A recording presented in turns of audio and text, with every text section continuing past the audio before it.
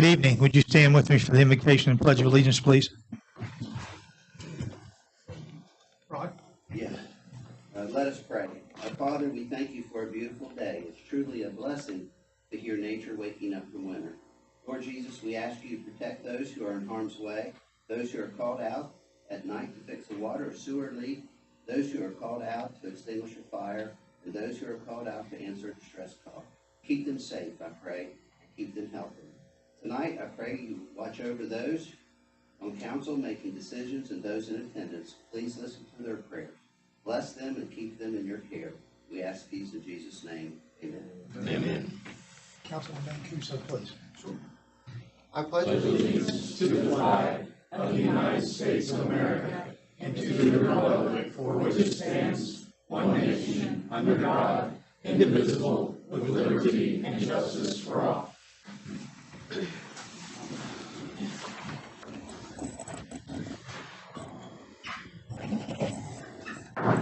I'd like to call to order this regular session of the Vienna City Council for March the 14th, 2024. Let the record reflect that I've taken roll that all members of council are present with the exception of Councilman Azinger. Having a quorum, we will proceed. First item on our agenda this evening is our public forum. We have three citizens that have signed up to speak, and so we'll start this evening with Tony Morrison.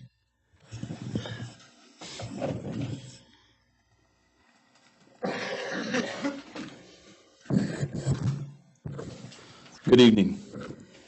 I'm Tony Morrison, 1210 15th Street. And I'm excited to say, God willing, you're going to be seeing a lot more of me. Mayor, council, I appreciate you giving me the platform to speak this evening. I want to talk specifically about the comprehensive plan, but from a little different perspective. First off, I want to say to all the humans that contributed to the creation of the plan, thank you. Went through it a couple of times over the last few weeks and even compared it to the previous comprehensive plan. It checks all the boxes. And in all seriousness, I thank you to everyone who contributed. By law, we have to have the comprehensive plan in place. Once the plan is in place, changes can be made. And I, Tony, can have influence on those changes. And so can anyone else, for that matter. We just have to make a commitment to be involved. See, my human nature, it tries to get me to be negative, and it's so easy to do. It's easy for me to sit in front of my computer and complain about how everything is wrong. It's easy to say how everyone else besides me should try and make it better. And when that person that's trying falls short of my expectations, it's easy for me to criticize them for their failure. But my eyes have been open. The truth is, we're all flawed people. I once heard a preacher say the biggest problem with the church is that it's ran by humans. And the same holds true for the government. We're all flawed. And it's by the grace of God that our country, let alone this city, has lasted this long. And that's why we, the residents of Vienna, have to work together. Work together toward a common goal. Let's all focus on making this city better for the next generation. Like council has said recently, look at all the opportunity that's out there right now. Spencer's Landing, Johns Manville, 12th Street, Masonic Home, OVU. We can actually make a difference now. So back to the comprehensive plan. Is there room for improvement? Sure. But it can always be amended in the future. So I believe it's in the best interest for the city of Vienna to pass this plan. And let's get to work on what we want to change immediately after. Let's start showing up at the public meetings and hear the ideas. Let's show up to council meetings and the planning commission meetings. Look at the city's website. You can get the dates and times. You can even call me if you're interested. I'll fill you in.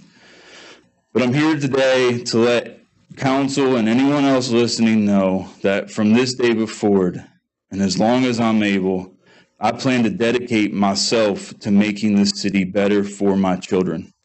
And I'm calling on all the citizens of the city of Vienna to join me. I can't do it by myself. I need everyone who is able to help. Let's quit tearing each other down and let's begin building each other up. Let's work together and make this place a little better for our kids, the next generation. Let's get involved and take action, and let's get back to work. Thank you.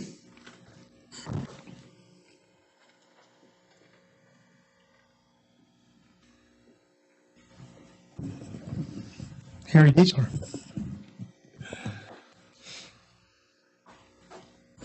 I'm Harry Dietzler. I live on Bella Vista Drive up there on the hill. And I have to confess that I served 8 years on Charleston City Council, which has 27 members. And I was on the Finance Committee, so I have a little bit of an idea of what you all go through. And I want to thank each of you for everything that you're doing and the time that you're putting in. I want to thank the people that work for the city of Vienna for what they're doing. I want to thank the Friends of Vienna and Jack, all the time that you're donating. You're making a big difference. And I'd like to share with you from my experience on council, because my job on the Charleston Council for Danny Jones was to make sure that we had 14 votes to get something done. Because we didn't get 14 votes, nothing would ever get done out of the 27. So I was able to do that.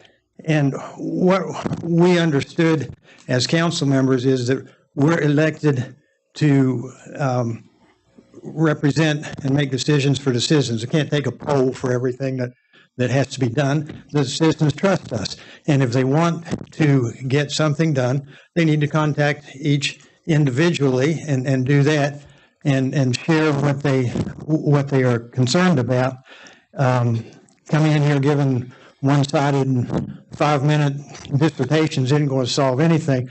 The only way to move things forward is to get everybody together and move things forward. And I really appreciate that. Yes, the plan might not be perfect. We can't take a poll on it, but everybody's working on it, and I really want to thank you for that. The other thing that I found out, I was a prosecutor for 13 years, never had an unlisted phone number. I've never had one. I was a lawyer for the county commission on city council in Charleston. I never had an unlisted phone number. I don't have one now. My cell phone number is 304-542-0443. My home number is 295-6977. You all, none of you have secret numbers. So I would encourage people that want to make a positive difference in Vienna to participate in the process, talk with your council members, and let them know how you feel, and then trust them to do what's right. I was so discouraged to come up here a couple of times, and I know we won't have it tonight, and it's rare, but just have people come in here and lecture you. Anybody can point out problems.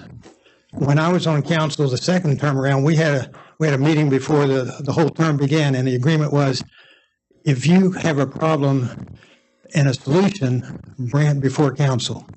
But don't just bring in problems. We can find a million problems. If you don't have a solution, don't bother pointing out the problem. So anyway, I appreciate what you're doing. I've been there, felt the pain, and thank you very much for your service.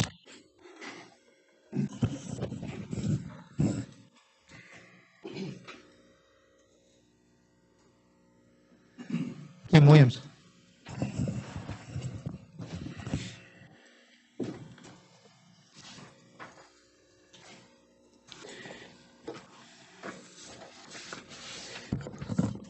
Good evening. I'm going to apologize ahead of time for my voice this evening.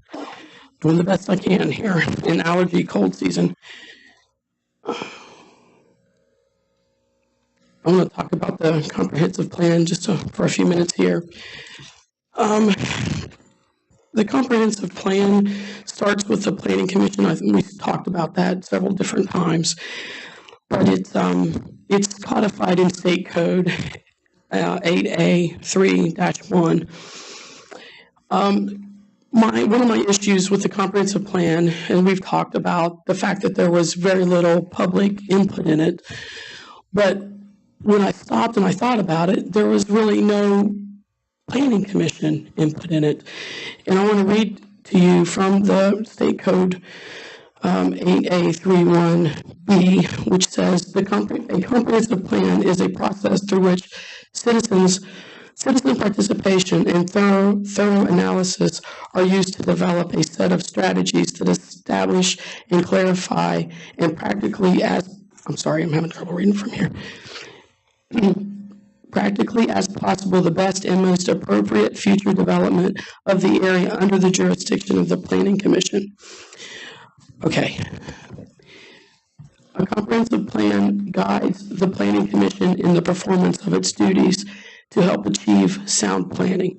So that's the part that we didn't get to, is that because of COVID, the Planning Commission they had no public meetings regarding the comprehensive plan. In the comprehensive plan itself, it says that, I think it's on, let me tell you which page it's on here.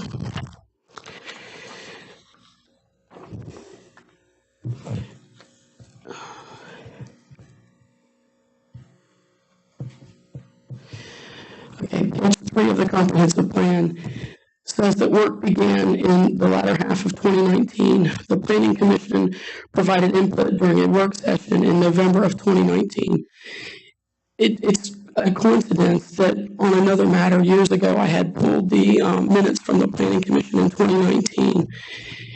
And they had 2 meetings in 2019, none of which were to talk about the comprehensive plan or to prepare for the comprehensive plan. They had a meeting in April of 2019, and that was to de-annex Mr. Leach's property down by the river. And then they had a meeting on December 3rd of 2019, and that was to the OU property. They made it an educational zone, so that was a zoning issue. In the comprehensive plan, there's other sections where they talk about where they had meetings with not meetings with the city, where they submitted parts of the comprehensive plan back to the city. Back in 2022, in April and in May, the comprehensive plan was shared with city officials. But the comprehensive plan that was shared with the city officials, I don't exactly know who that is, because it wasn't shared with the Planning Commission, which is the body of jurisdiction.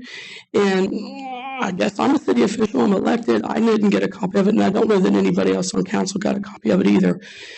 So in 2021, in June of 2021, I believe, Governor Justice had pretty much lifted all the COVID restrictions, and so that we could really meet in person.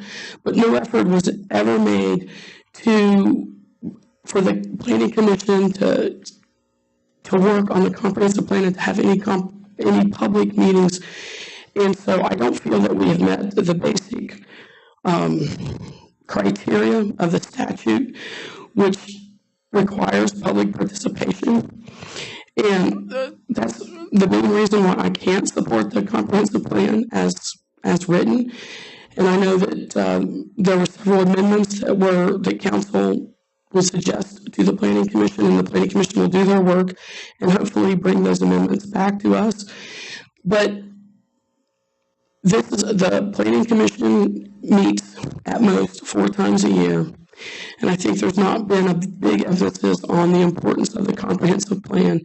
So it's pretty disappointing that we're moving forward this evening with the comprehensive plan without the public input and the input of the Planning Commission. Most importantly, the input of the Planning Commission. The Planning Commission didn't have input in this plan, and I don't think that we're meeting the statute. But so I hope council will take that under consideration this evening and not vote to approve the comprehensive plan, so that we can start a process that includes the public and includes the actual Planning Commission. Thank you.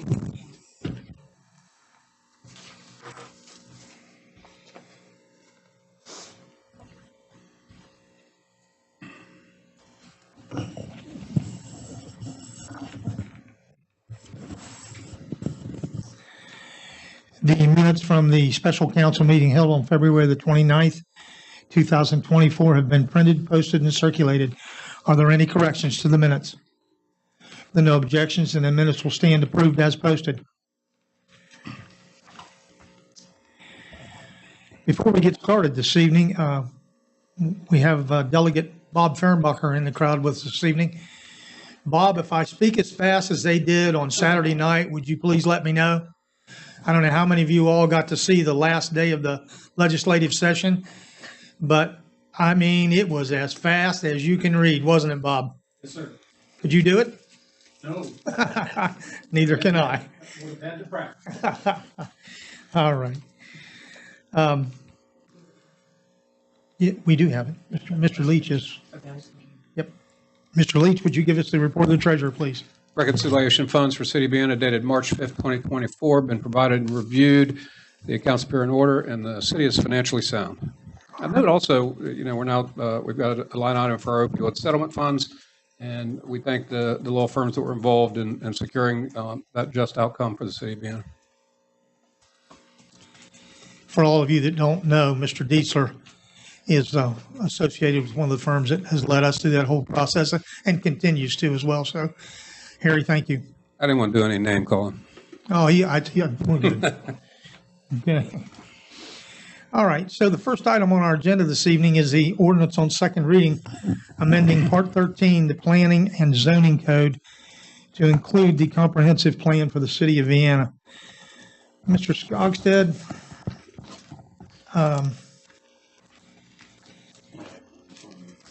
if you would read it to us by title, and then if you have any comments to make, then we will take it up from there. The adoption of the comprehensive plan. This is an ordinance amending Part 13 Planning and Zoning Code to include the Vienna Comprehensive Plan, inserting Chapter 6, Article 1381, as all comprehensive plan into the Vienna Planning and Zoning Code pertaining to the comprehensive plan for the physical development of the city of Vienna, to delete references to the previous comprehensive plan, and to adopt the 2024 comprehensive plan. Briefly, what we're doing now that we've changed in years past, is actually incorporating, drafting this ordinance, but incorporating the actual comprehensive plan into the ordinances. The idea is, of course, to make it easier for individuals to see and have access to the comprehensive plan as part of the codified ordinances. It's something that most municipalities do, and it sets out how the city is to conform with it, what is to be considered when dealing with that the plan is to be considered when dealing with public installations, process of amendments where the copies are going to be kept, and then that will cooperate with other governing bodies in order to implement the comprehensive plan. And with just one thing, there was a question raised during the public forum about the legality of the process. Chapter 8A, Article 3, Paragraph 6, Notice and Public Participation Requirement for the Comprehensive Plan. Subparagraph A says that prior to recommending a new or amended comprehensive plan to a governing body for adoption, the Planning Commission shall give notice and hold a public hearing on the new or amended comprehensive plan. Be at least 30 days prior to the date set for the public hearing, the Planning Commission shall publish a notice of the date, time, and place of the public hearing as a Class 1 legal advertisement in compliance with provisions of Article 3, Chapter 59 of the Code. The publication area shall be the area covered by the comprehensive plan. Paragraph C says a Planning Commission shall include public participation throughout the process of studying and preparing a comprehensive plan and amending a comprehensive plan. Planning Commission shall adopt procedures for public participation throughout the process of studying and preparing or amending a comprehensive plan. And D, a Planning Commission shall request input from other affected governing bodies and units of government. Now, I go to court quite a bit, and I had a judge, this deals with cross-examination, and I had a judge tell me once that they have to be available for cross-examination, Mr. Skogstad. It doesn't have to be good cross-examination. And I won't give you the context of it, but you may not agree with the procedure that the Planning Commission chose to adopt. But in my understanding of how the procedure was conducted, and taking into consideration, of course, the issues we had with COVID-19 and all that build up to it, that this may not have been the way that a comprehensive plan could have been adopted. And as there are many different people that have many different ideas, many different plans, and many different procedures. The City of Wheeling goes through a lengthy process where they invite groups of people and they've adopted that process. The process that was adopted here complied with, in my opinion, 8A36 of the notice requirements. There was a public hearing. The Planning Commission met. They took into consideration the people that appeared, and they adopted a comprehensive plan that was generated and given to them. I'm assuming that they reviewed it and that they, as a group of intelligent adults who are qualified to sit on the Planning Commission, that they considered it.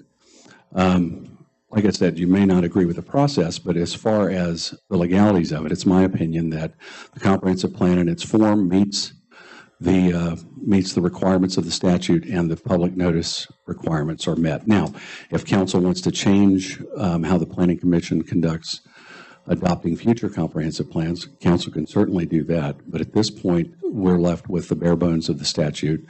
And I've seen the notices for the hearings, and I can't guarantee people are going to show up or not if you have public meetings. But they made it available to the public. And in my opinion, it meets that requirement under 8A-3-6 as far as notice and public participation. All right, sir. I'll entertain a motion for the approval of an ordinance on second reading, amending Part 13, Planning and Zoning Code to include the Vienna Comprehensive Plan, inserting Chapter 6, Article 1381 and others, the comprehensive plan into the Vienna Planning and Zoning Code pertaining to the comprehensive plan for the physical development of the city of Vienna, to delete references to the previous comprehensive plan, and to adopt the 2024 comprehensive plan. So moved. It's been moved and seconded that we adopt on second reading the amendment the amendment on Part 13 Planning and Zoning Code. Is there any further discussion? I'll start, I guess. I feel that I made it abundantly clear at the last meeting the lack of completeness of this comprehensive plan with the over 8, I think I had 8 amendments, which were varied in significance, but it just shows the lack of completeness of this plan. And I made it very clear that I understand that there's a lot of work that goes into these. And I also want to be clear, I'm not, shouting against the Planning Commission. I think what they have to do is difficult and challenging and requires a lot of thought. But I do have a couple of questions regarding, I guess, the process. So we've talked about just passing this and then allowing the Planning Commission to make changes in the future.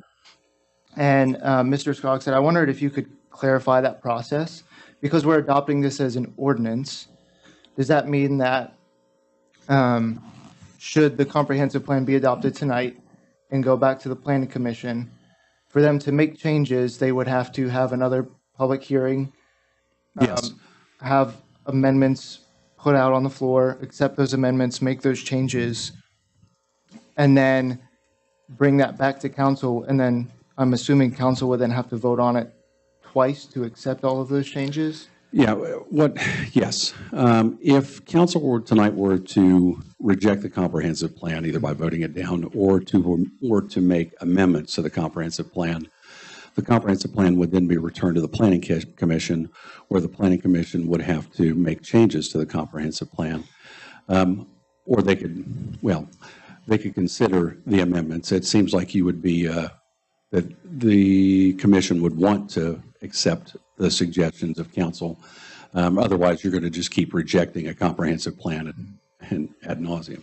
But yes, the Planning Commission has a period, I think it's 45 days, that they would have to meet, consider any amendment or rejection of the comprehensive plan. If they approve the amendment to the comprehensive plan, the plan stands. I guess I shouldn't say that it has to come back. If you send it back with amendments, and they accept the amendments, then the comprehensive plan would then stand as it's adopted. is the actual procedure. But if you were to reject the comprehensive plan, I think you have to start the process essentially. I don't want to say anew, but you're going to have to do the notices and the 2 readings by ordinance to adopt it and so forth. So I guess I'm a little confused now. Well, let me see if I can explain it better. Yeah. If you reject the plan, you have to start the process over. I mean, it doesn't mean you throw out the document that you have, but you would have to start the process of considering the comprehensive plan over.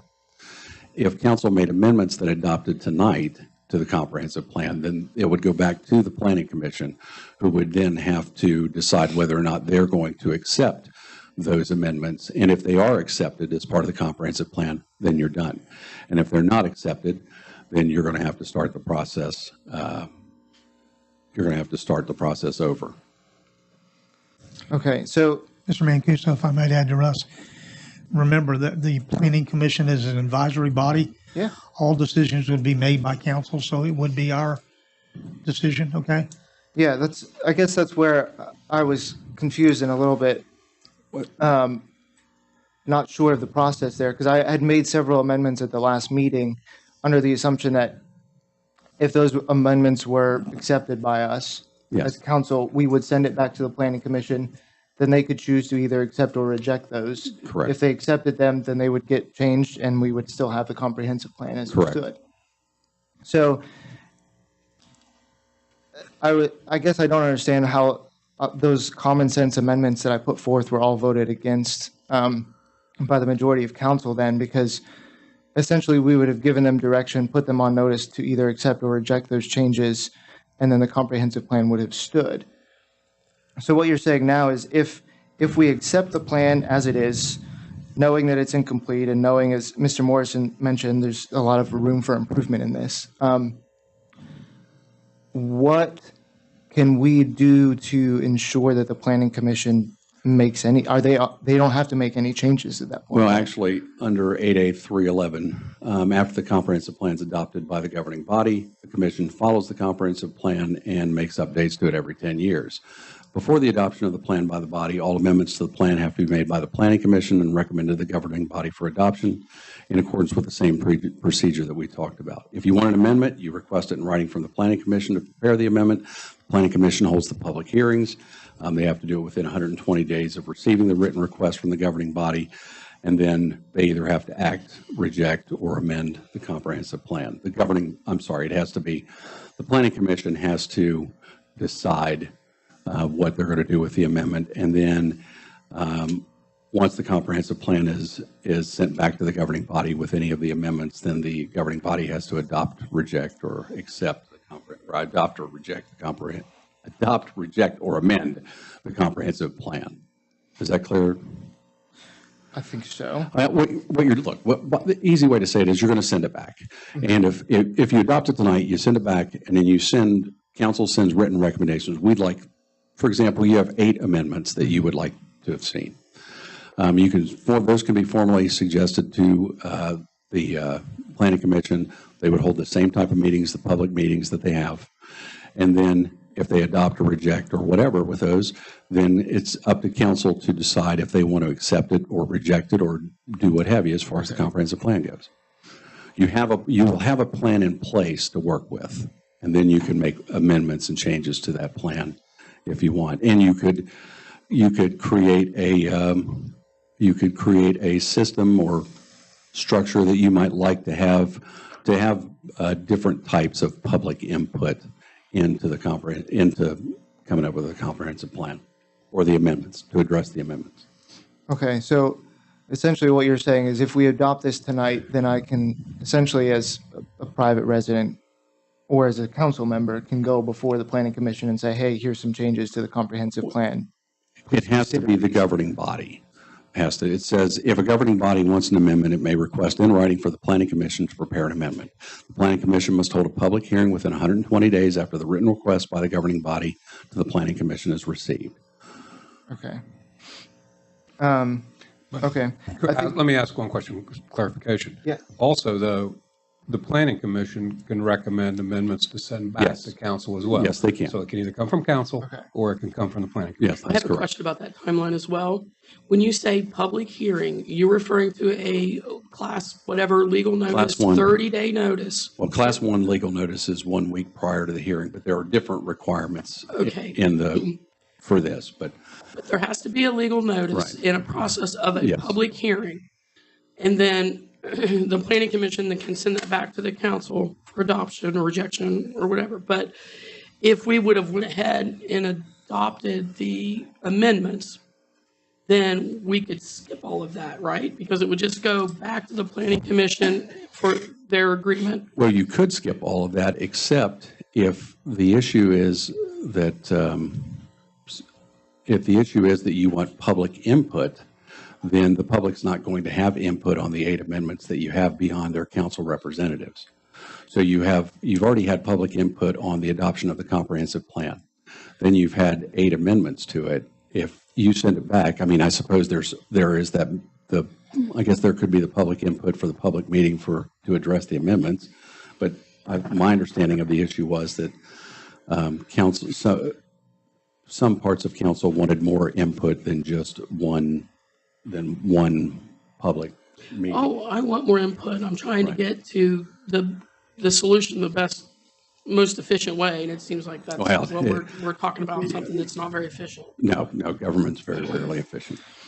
Mr. Okay, so, Mancuso? I guess my other question is, at the previous planning commission meeting, several folks came and expressed concerns about lack of public input, some of the content that was in the comprehensive plan. At that meeting, the planning commission had the opportunity to make amendments, correct? Yes. So during that meeting, not a single member of the planning commission made any kind of amendments and accepted it as it was, basically saying the planning commission accepts this and sent it to us for adoption. So I guess I'm a little concerned for council to accept this tonight, knowing that the planning commission has already essentially accepted it for what it is. It's good enough. It checks the box. There's room for improvement, but so be it. And it's come to us now. So, I mean, how do we know that, or is there a way that I can, besides, it sounds like I can, as a sitting member of council, say, hey, consider these adoptions and ask them to meet over those amendments? I think the statute says governing body. I mean, I don't think an individual council member can approach, I mean, I don't think that an individual council member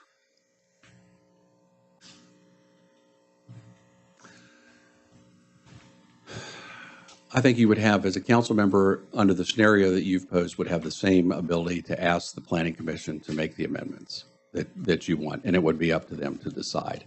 If the governing body sends the amendments down, the governing body is saying you have to approve it or not. You need to decide. Okay.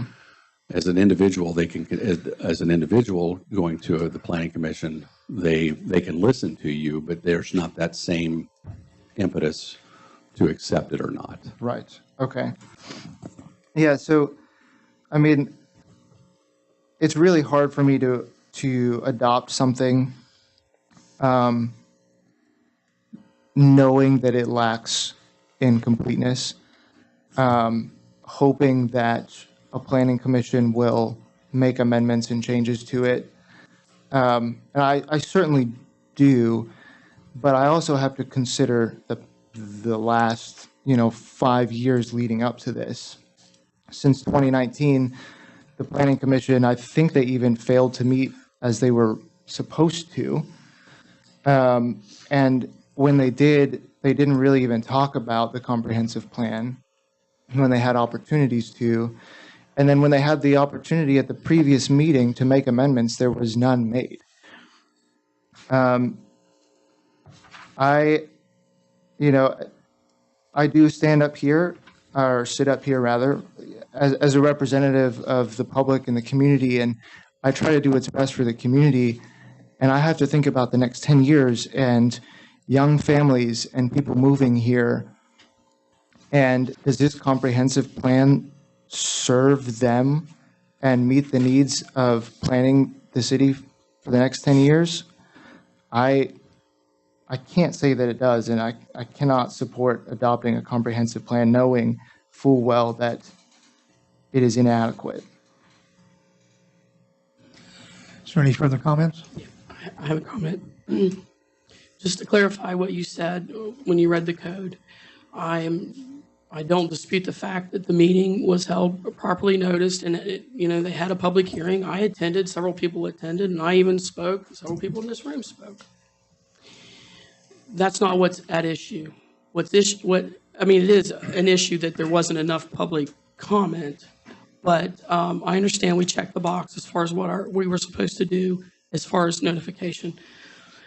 The problem is that the state code gives the planning commission as their main job as a planning commission is to work on this comprehensive plan. And the planning commission never had a public meeting in which the comprehensive plan was even discussed, how they were going to move forward, what they were going to do. And then all along, when these updates were coming back from the folks at WVU who were working on the comprehensive plan, when their input was coming back to the city administration, that wasn't shared with the planning commission.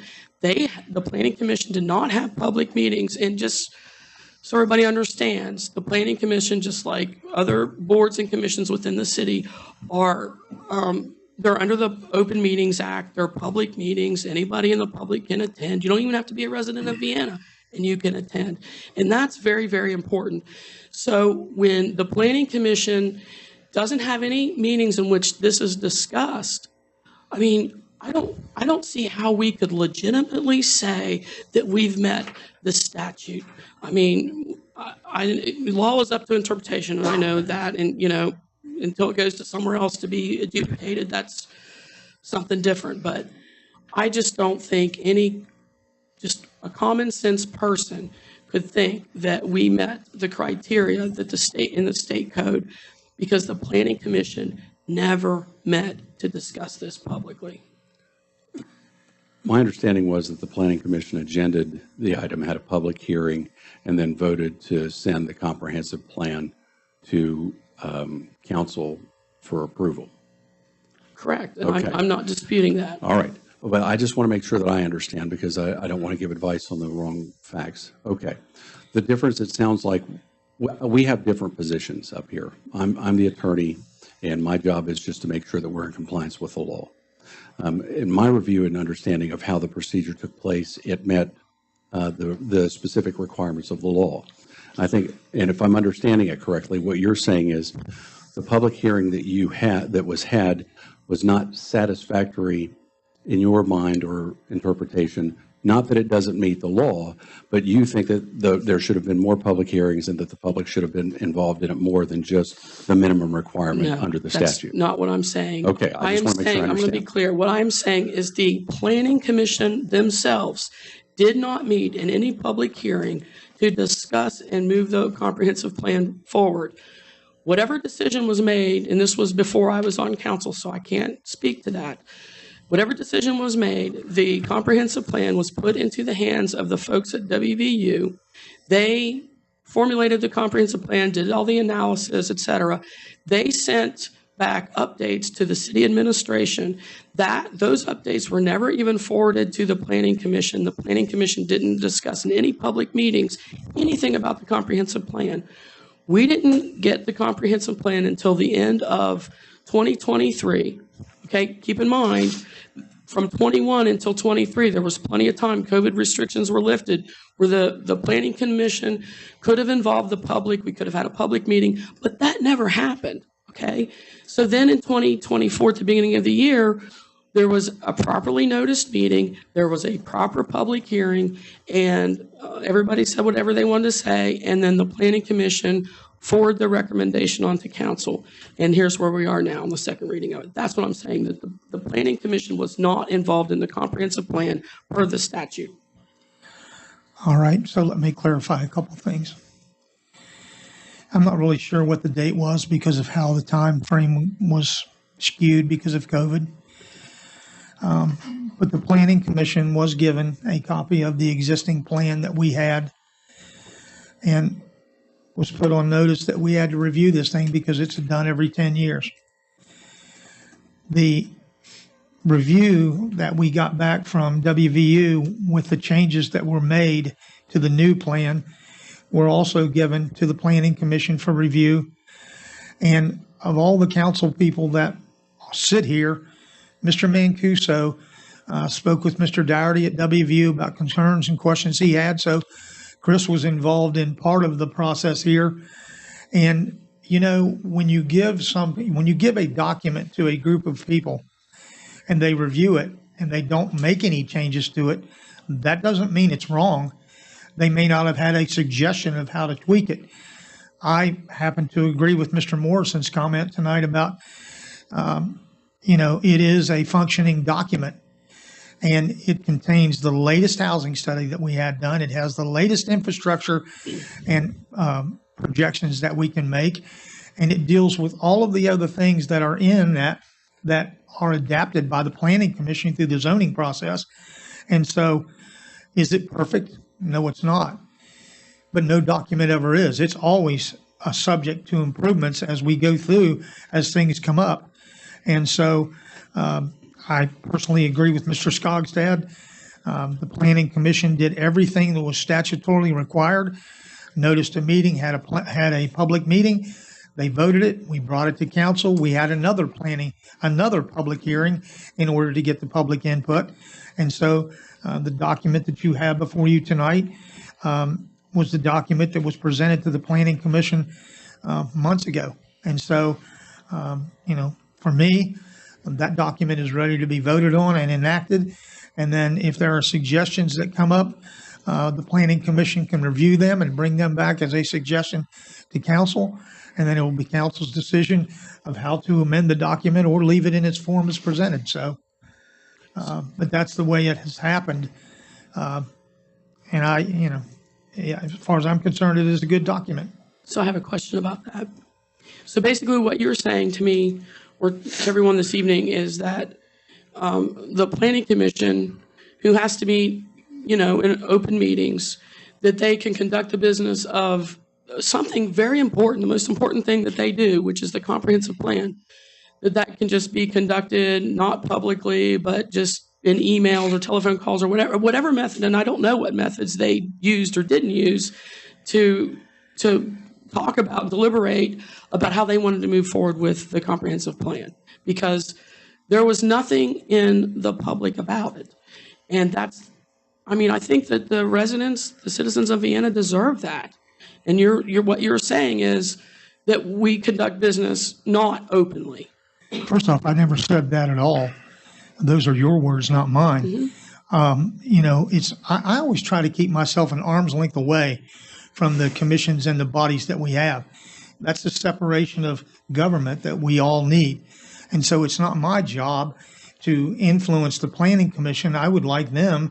They're all very skilled in their positions and they're, adults that live in our town.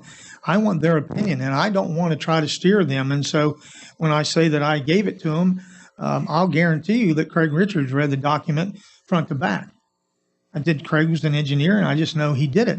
And so, I'm not saying one thing. You can say whatever you like, man, but I'm not saying those words. Okay. I appreciate your clarification because, I still stand by the fact that this is their job and they need to do it in sunlight. And if it wasn't done in sunlight, then I have an issue with that. All right.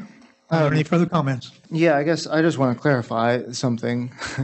You're right. I have been pestering you, unfortunately, about this plan since before I was even on city council, and asked to be involved with it, and have spoken with Mr. Dowdy from the WVU Extension Office a few times via email, in which I had kind of gone back and forth with him and asked why things weren't being done. And I can pull up those emails and I'm happy to share them with whoever wants to see them. But even at that time, it would be months at a time before I would even get a response from Mr. Dougherty. I tried to get information on this. I tried to follow up, and I offered my advice or opinions several times to him and the mayor to try to get this comprehensive plan done.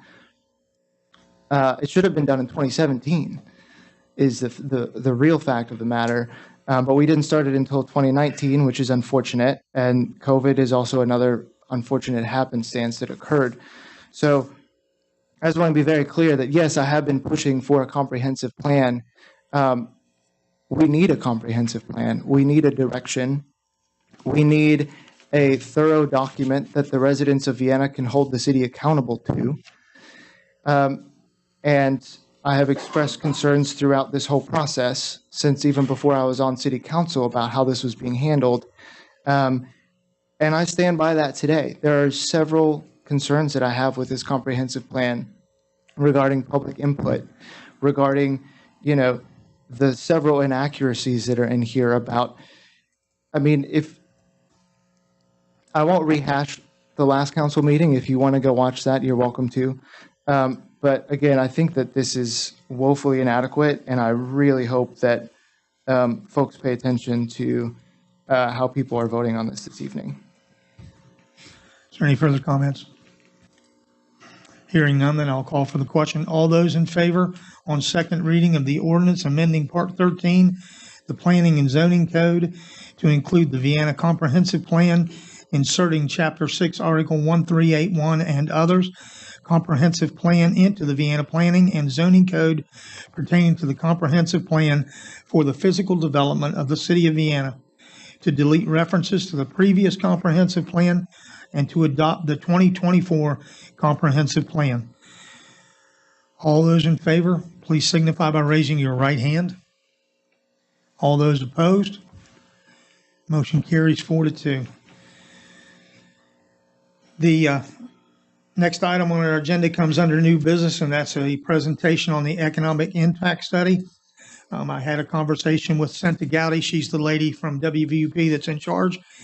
And she asked if we could delay that until the April meeting because it's almost finished, and she would rather give it in complete form than partially. So we will take that off the agenda this evening, and we will deal with that in April. Moving on, item number 2 this evening is internal budget revision number 5. Councilman Leach, please. Internal budget revision number 5 is for the Economic Development Department, and this is the transfer of monies from various accounts to deal with the pay for professional services for the position Jack Mothers. And so the first is move money to cover the project development coordinator wages. The budget before change on 70423 is $25,000, reduced by $9,040 for a new balance of $15,960. Those amounts are transferred to 70, and then also transferring $8,400, 70403. All of these are moving around to adjust. The net change is to just move the accounts around. We're debiting $25,000, adding that. I'm sorry. Taking $8,400 and out of. Okay, so professional service salaries and then FICA, right? So Salaries and. $8,400 and $640. And this is the split between salary and the FICA. And I'm going to add to this, I was a little bit, when this is as a result of the way that the payment for the project development coordinator ended up being passed, I was not aware, quite frankly, that the finance director had not seen that amendment. And so I think we can go ahead and make this change if it passes with council tonight. But I'm also, I do anticipate an amendment to the way that we're doing this in the future, because I don't think this is the best way to move forward. And I was under a little bit misconception, as to that we had to do that. And in fact, I don't believe that we do. So we can move forward so that we get this in place so that Mr. Mathers can be paid. But I just wanted to put you on notice that I'm going to look into this further into the future. All right. So I'll entertain a motion for the passage of internal budget revision number 5. So moved. Second. It's been moved and seconded that we approve internal budget revision number 5. Is there any further discussion? I have a question. This, I think, probably goes to what you're getting at. I know when this came before council that I happened to be the person who asked whether this would be a 1099 position, which is a contract worker. You pay them, in this case would be $25,000, and then they would get a 1099, be responsible for their own payroll taxes, et cetera. Or was it going to be a W-2 because it was also listed as a non-exempt worker, part-time worker, meaning an hourly part-time worker for the city. And the mayor at that time had said it was a 1099 contract position.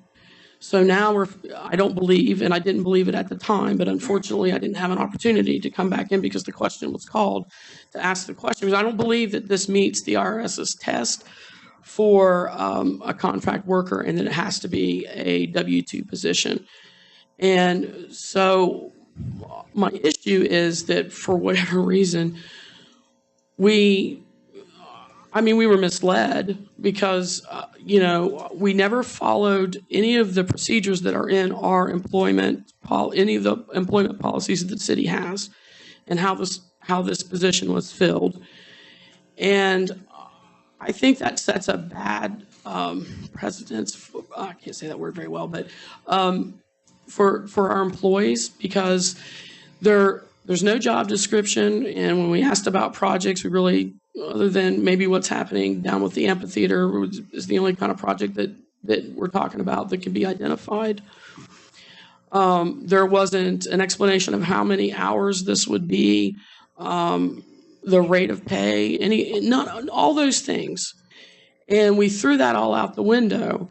And I think that just lacks the basic fairness for how we hire, and and the employees that already work for this city every day, and year in and year out, that this special set of circumstances existed for one particular person, and then it just flew. So I don't appreciate that.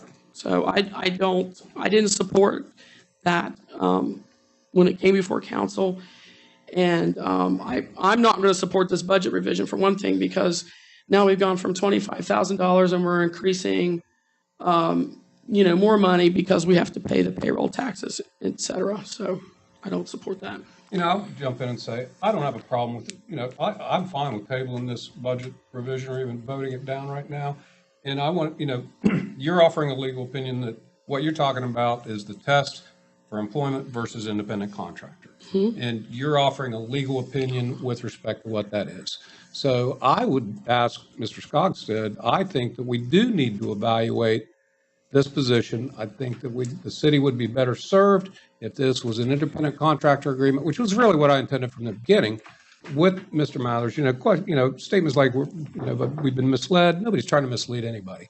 And in fact, as I said, I kind of misperceived when that First Amendment. I was like, do we have to do this? But so I don't have a problem either vote this down or tabling it.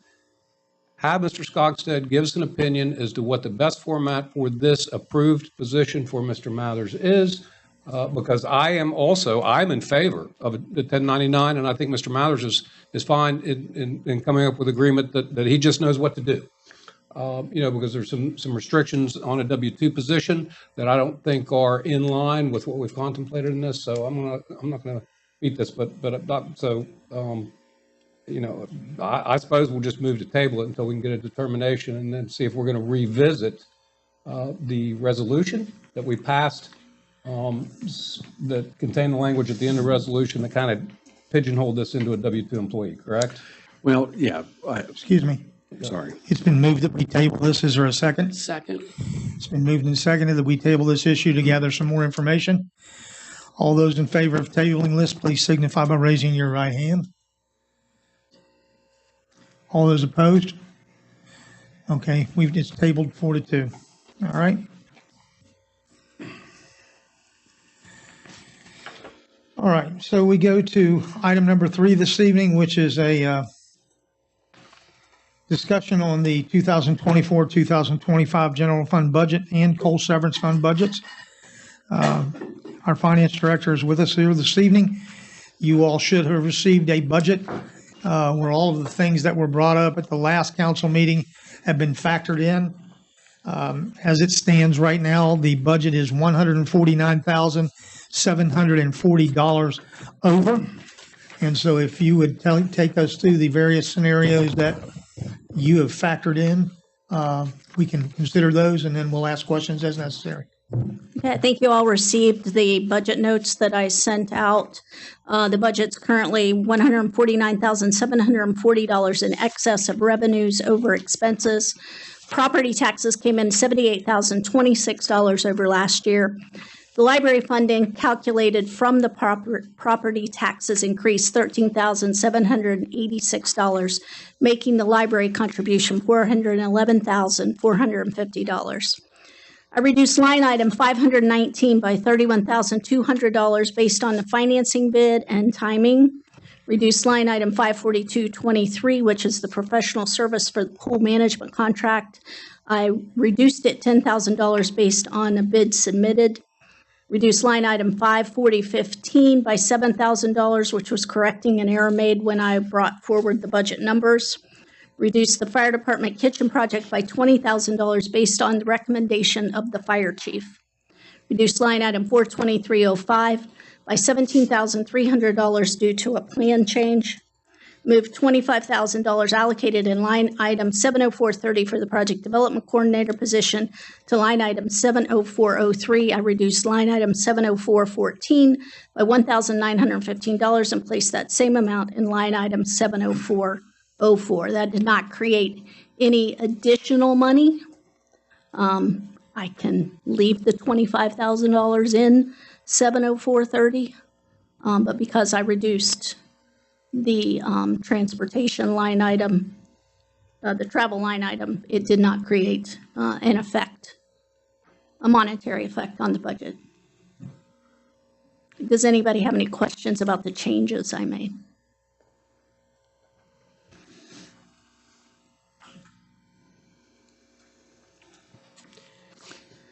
I do have a question about the pool management. So I don't know how to express this question. Right now, it's under professional services, $87,000. So we're paying them the fee, and then we'll be responsible for the wages. And I know in years past, They submit, in years past, it was in the salary line item, but it is not salaries to us. So to make really, it cleaner, you're just I going to feel that the correct place to put that is all in professional services, because it's just misleading that, because they are not our salaries. Right, I agree with that. I just want to make sure that I understood that completely. Thank you.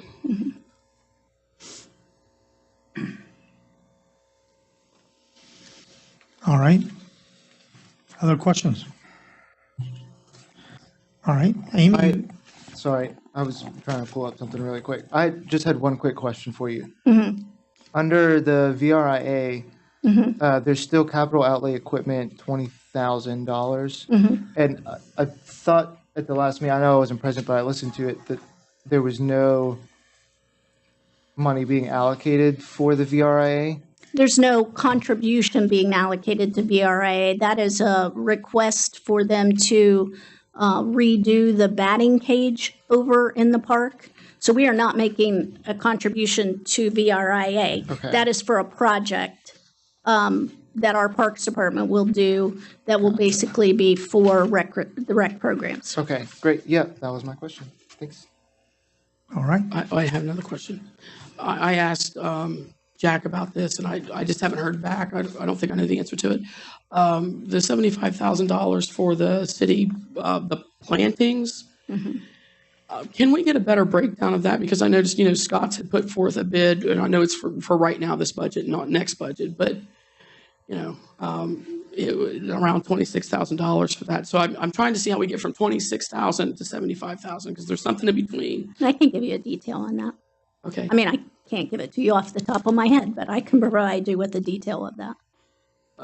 Not tonight. Well, I mean, I think we're going to be making some amendments this evening and some Yes, cuts. but and- No, we're not. Is it discussion only? no, this is amendment night. Yeah. We are making amendments this evening That's how it's supposed to this budget. Yeah, we had last night, 2 weeks ago, was Yes. our discussion part of the meeting. Tonight was the Really? so that I can take back, Okay, I'm sorry. Make the You changes. clearly states vote on amendments. Okay. I apologize.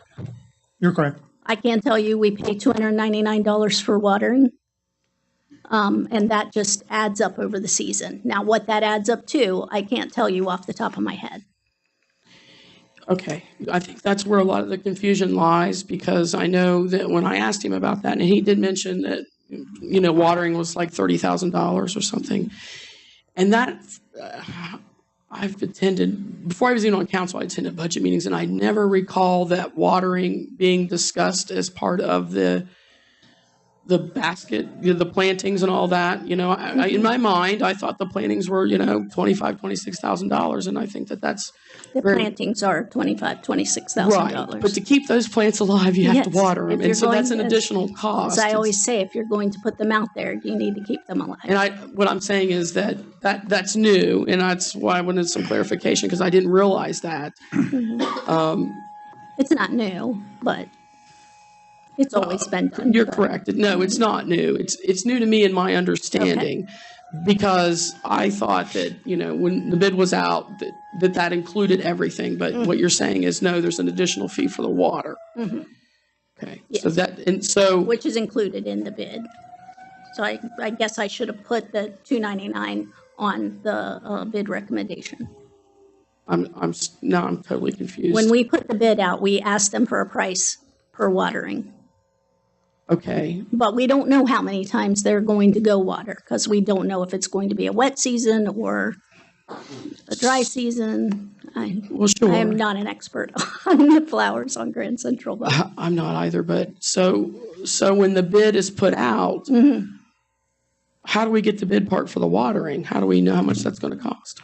we just asked them for a per time. Like, every time you water, it's not they give us a price for the season. They give us a price per time. Okay, but it's not part of the bid then. They submit that with the bid. We ask them for that with the bid. It's not a total number, it's a per watering price. Okay. I'm maybe exceedingly dense this evening. I am on quite a bit of cold medication. But what I'm getting at is when that bid comes back, like we just reviewed it, it's basically for this season, it's $26,000.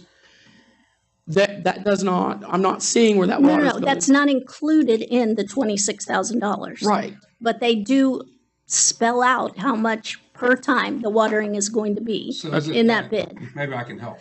Okay. So basically, you get $2.99 watering, $2.99 times X times that we water. If it's, because I see them probably on average 3 times a week. So is that right? It's just $2.99 Yes. per whatever we tell you. We watered 260 times Yes. in the summer of 2024, and so we get the bill at the end with that number that you can't calculate until the end of the season. Right? Okay.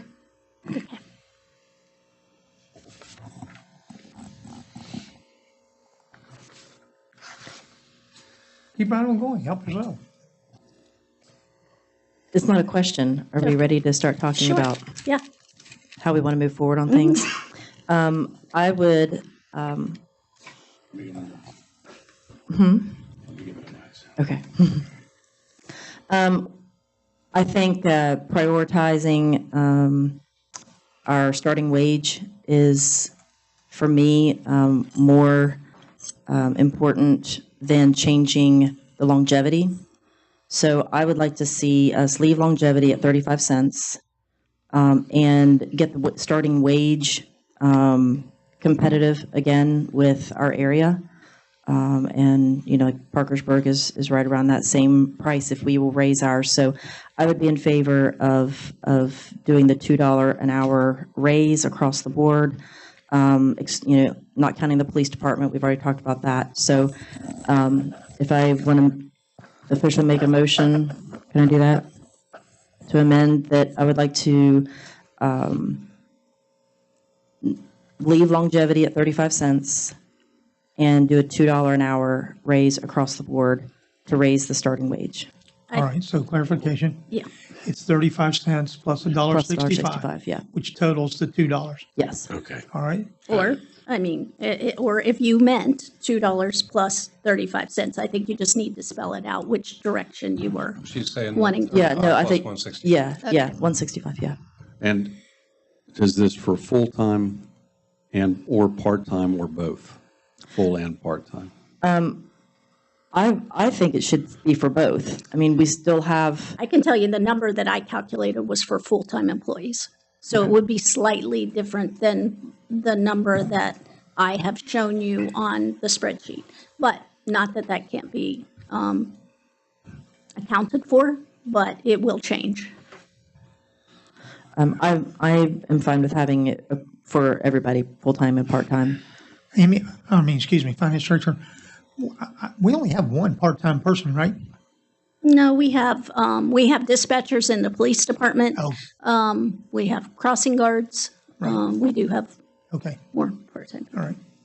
I think the purpose here is that, as Melissa said, is that we're looking to get our starting salaries competitive, just like we did with the police department, so that we can backfill the vacancies that we have now. And based on the information I asked, some questions that Amy's provided, I think that the total $2 an hour raise for full-time employees does get us back into that competitive realm with other municipalities. And of course, always you consider, as I've said since, I first kind of learned how this all works on council after a year or two, you also have to include and consider, in addition to bringing that competitive wage where it is, that when you couple that with our total compensation plan of our health insurance in particular, which is in this budget at over $1 million for our employees, and by any account is, the pride of the valley, that all those things coming into consideration, I think that what Melissa's proposing is reasonable. I'd like to Would you please restate your motion, please? Okay, so I would like to move to amend the general fund budget for 24-25 to give a $2 an hour raise, which is 165 plus a 35-cent longevity for all employees, full and part-time. And that's a little bit over Excuse me, $4,000 a year, right? we have a motion on the floor. I have a second, Pardon but me? I would also like to amend Recorder Elam's motion to be, to move the longevity from 35 cents to 50 cents, and then the raise to $1.50. So effectively, it's the same $2. We're just going to take care of that longevity, which has been stuck at 35 cents since 2013, to move that up to 50 cents. So it's more in line with inflation and everything than the last 11 years. And then we'll still give them a $1.50 raise, and once again, it's still effectively $2. So It doesn't throw your calculations off. Okay, excuse me, point of order. So we have an amendment on the floor to adjust the motion that was just made from 35 and 165 to 50 and 150. Is there a second to the amendment? Oh, okay, I'm sorry. No.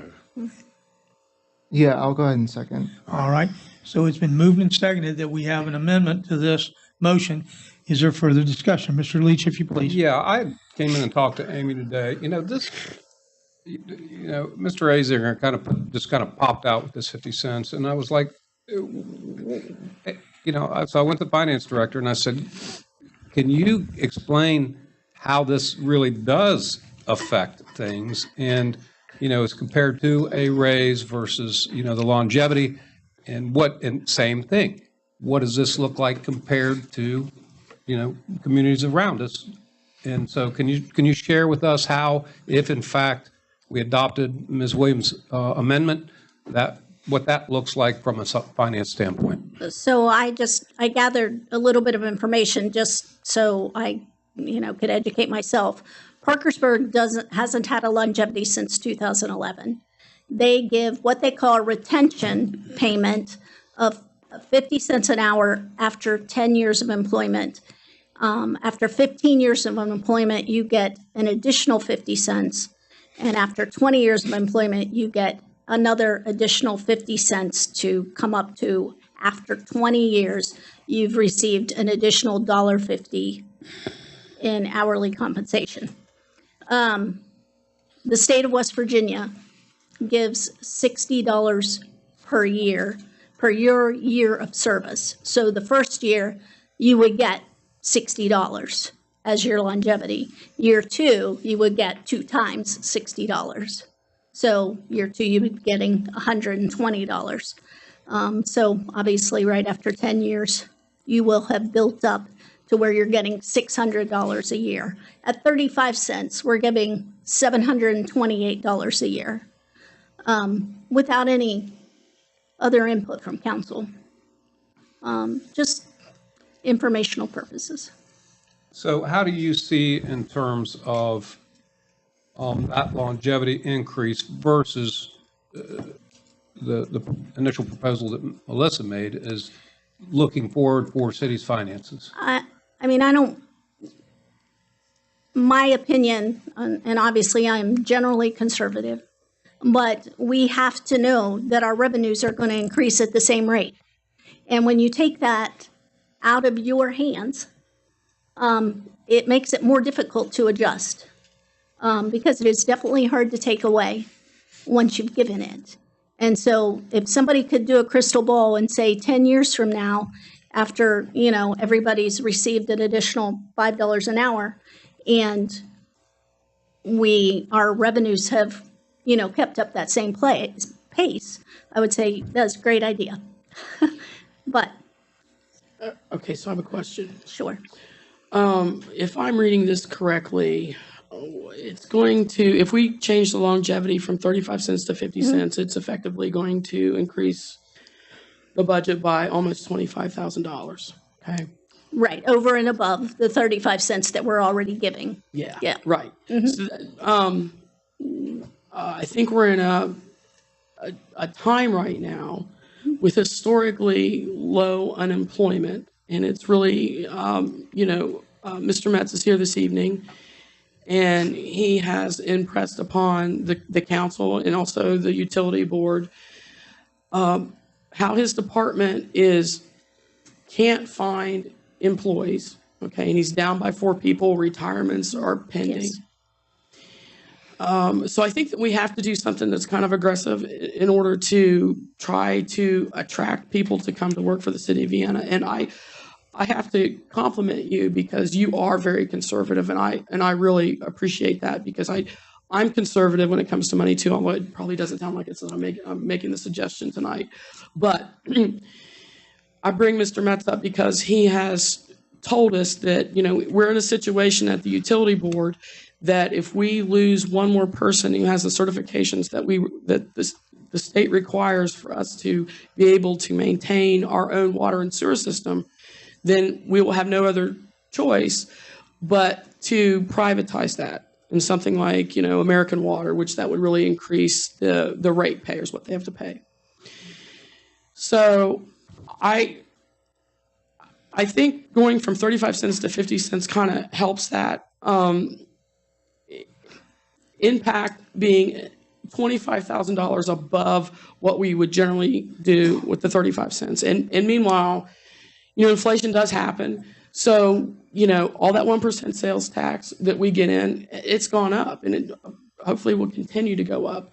But if we run into a situation, and frankly, I mean, you know, if you need to find $25,000 in the budget to make this happen, let's cut and make that happen, because I think it's more important that we take care of our employees and make sure that we have all of our services being met by those employees for the citizens of Vienna versus some of the niceties that we want to put in the budget. And so for me, I'm trying to be people focused this evening and think about how we take care of our employees. And if that means cutting back on some things that we might like, pretty flowers or, you know, stuff in the park or whatever, I'm okay with that because I really want to make sure that, you know, he's got the staff that he needs. He's understaffed right now. I mean, we talked about 137 hours of overtime in his department alone. And, you know, if we have a water leak or something happens, it puts so much stress and strain on his department. And that I'd like to give him the tools to be able to go out and recruit quality individuals who want to make a career working for the city of Vienna. So I'd like to clarify one thing that was just brought up. Craig's very passionate about the Public Works Department. But if we lose one of our Class 2 operators, we're not going to sell the water system. There are other employees out there that have that same certification because every city in West Virginia has to have them. So there is no consideration being given to selling our water system. It's just another one of those things. When you lose a key person, you go find another key person. And so the option to sell our water system is not on the table. Or we find another solution to keep that person. Correct. Yes. But we're not going to sell our water system. I have another question too. So, we have a lot of employees here in the city of Vienna, dedicated employees that have built their careers here, and I know there are a lot of retirements on the horizon. And when those folks retire, and they tend to be on the higher end of that scale, okay, then you have newer folks that come in, and they're generally not going to be hired in at that same rate as somebody who's, somebody like yourself who's been here for 30 years. So I see some freeing up in some of those numbers, those payroll dollars, to be able to make up for this over and if the city would get in a situation where, we couldn't find the cuts to make up for this. And you pointed out, it's hard to take away something that people are getting, which that is very true. But that is an option on the table, that longevity rate could be slimmed back down to a manageable number if it was necessary to meet our budget requirements. Yes, obviously. You don't have to convince me. I'm not voting. So, right, it's your decision. It's how you want to spend your dollars. So, But I just want to make it clear, because, you work with these numbers every day, and then, and I'll compare this to the police department's conundrum when they were trying to fill their ranks, and they would tout their pension plan, something down the road. And that was not something that lit fires under new recruits, okay?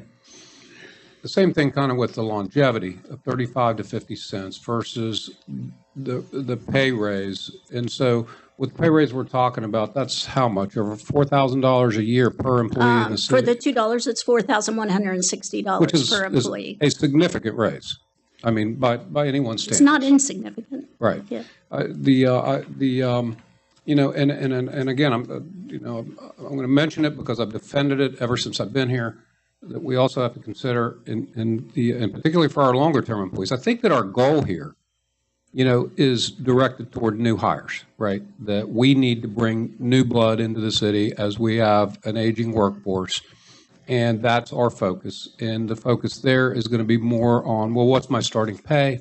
That the numbers that we're talking about are bringing us competitive with other, just in the starting pay. And then when you couple that with the enhanced benefits that the city of Vienna offers, and also the quality of the culture in Vienna, that comes into play as well, particularly for families and so on. Because health insurance is important to people, I think, no matter what your age is. Especially people with families and so on, and starting there. So, what's your recommendation? I'm sorry to put you on the spot, but this 25, that's cumulative, right? It's not just 25. No, after 10 years, you've raised the budget $250,000 by doing nothing else, and it just rolls over. And I want to make sure I understood what you said earlier. And so that kind of takes, you say, oh well, you can slim that down, but I have never seen that happen in the almost 8 years I've been on council, that we've slimmed anything down. Okay, that the flexibility with the hourly rate be competitive. In that respect, the longevity is already head and shoulders over what anyone else around us offers. The city of Parkersburg doesn't even have it. The state doesn't have it. It's already a pretty nice benefit with the 35-cent longevity, right? And so every 3 years, you're garnering over $1 per hour raise, and right. Okay. and that isn't insignificant. Right. And honestly, this council has been they've been amazing at looking at this problem and getting the wages where they need to be. This would bring Public Works' starting wage above the Parkersburg Utility Board starting wage. I have a No question. matter if it's 50, 150, or 35 cents, 165, it would bring it above that wage. And they don't have the longevity. Yeah, I don't know if the utility board is yeah, different than yeah, the city, but I have a question. First of all, I do want to mention that Parkersburg does have when the mayor wants to do it in his budget, he does have a COLA adjustment, so that's a little bit different, just to yes. apples to apples when we're not. Right, talking but apples. it is also something that has to be taken up. Absolutely. Yes. So before we get off I this have a topic, question. I have a question first. before, Okay. you can do it as soon as we get off this one, okay? All right? So the issue that we're discussing at the moment is 35-cent longevity, 165 pay increase for $2, or 50-cent longevity and $1.50, okay? That's the issue that's here for this amendment, all right? Now, Mr. Bibby, you've been here longer than I have. In the past, let's just say the last 20 years, there was not a pay raise given every year. And so in order to give the employees a bump, the 35-cent longevity was figured in every year, whether there was a pay raise or not. And so if you look at the 35-cent longevity, it's $728 a year. So your employee was guaranteed $728 increase over whatever last year's rate was. And then if it goes to the 50 cents, now it bumps it up to over $1,000. All right. And so in the past, the reason why the longevity was so strong was because the pay raises weren't given as frequently. And that way you could at least keep an increase. Am I saying that correctly? You are saying it correctly. And, you know, my feeling is, you know, even leaving the longevity at 35, we always have the option, and we've exercised it a lot in the past, to give additional raises on top of the 35-cent longevity that, you know, historically we've been able to do. Point being that, you know, if we raise to 50 cents, we lock that into an ordinance, you know, then we're locking in, you know, budget figures down the road that, you know, we can't predict. I mean, we don't know what's going to happen. So, I mean, I like the idea of the 35 and 165. I just think that, to me, that would be the better thing to do. Keep it at 35 and explore wage increases above that as we move forward. Councilperson Williams, is whatever your comment germane to the amendment that you've asked for? 100%. The wage schedule that we have, if we raise that to 50 cents, every classification in that wage schedule moves 50 cents, correct? Yeah, so basically, let's say you had an S1 and you had a starting wage of, let's just round it, so we'll just say $15 an hour. It's more than that. It would be more than that, but $15 an hour. Well, then you'd come to year one and it would be $15.50, and you'd come to year two and it'd be $16, and yeah. Okay, and so the same would hold true on the 35 cents, right? Yes. Okay. And I think that's very important because I'm going back to the recommendation made by the Public Works Director had requested that we consider the 50 cent for all the wage classifications. And so, I mean, that's where I'm getting that number.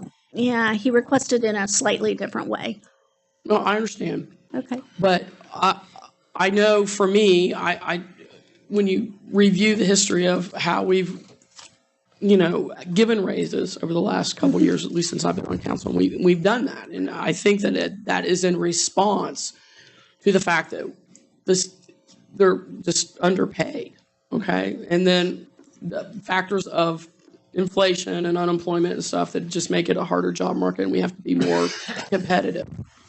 And so I think that if we do the 50 cents, and then whoever is back here next year, that maybe that puts us in a better place where we don't feel like, we have to come back and then, give them another dollar or $1.50 or whatever it may be, that this is a nice, comfortable place to be for the longevity. I'll say, I'm really most comfortable with having a conservative guarantee, like the 35 cents is a guarantee. And like you said, and I didn't know, history of, years past of maybe raises not being given as often. But I think when we came into this council term, there were several departments, almost across the board, that was like, we were just not paying enough anywhere. And so, we've been working on making that right. And the goalpost constantly moves. So, each year, as society changes, we have to keep making those adjustments. But I feel like keeping it conservative, I'd like to at least see it stay conservative one more year at 35 cents and do the significant pay raise, of $1.65, and then see how give that a chance to settle in for a year. And then next year, again, whoever's here, will be able to take a look at that. And if they feel like we need to have a higher guarantee of 50 cents, then they can do that. But I'm most comfortable with the 35 cents still at this time. Is there any further discussion on the amendment? Yeah, just really quickly. I think that 50-cent longevity to me makes a lot of sense regarding considering the rate of inflation and the rate of change and stuff now. To kind of guarantee people that 50 cents would definitely encourage me to stick around a lot longer, rather than an unknown. I think this council has done a good job of bringing everyone's wages up, but next year that could be really different, and there's no guarantee that would. Maybe they don't do any pay raises and they only get the 35-cent longevity and that's it. So I think the 50 cents kind of helps align the city with rates of inflation, gets us back on board with the pay rates that we need to be at, and solidifies that for folks that are either currently working or new people that are hoping to try to increase their wage over the long term and want to stick around longer so they can see that happen. All right. Can I ask for clarification on something? So I was wondering, when you're talking about giving this raise to part-time people, I just think we need to clarify what that means. And so are we saying part-time people should also get $1.65, or part-time people should also get $2? Because it's right, you need to vote on it how you want it. Because the part-time people do not get longevity. They do not get longevity. Mm-hmm. So just so that when you vote, I know how to go forward.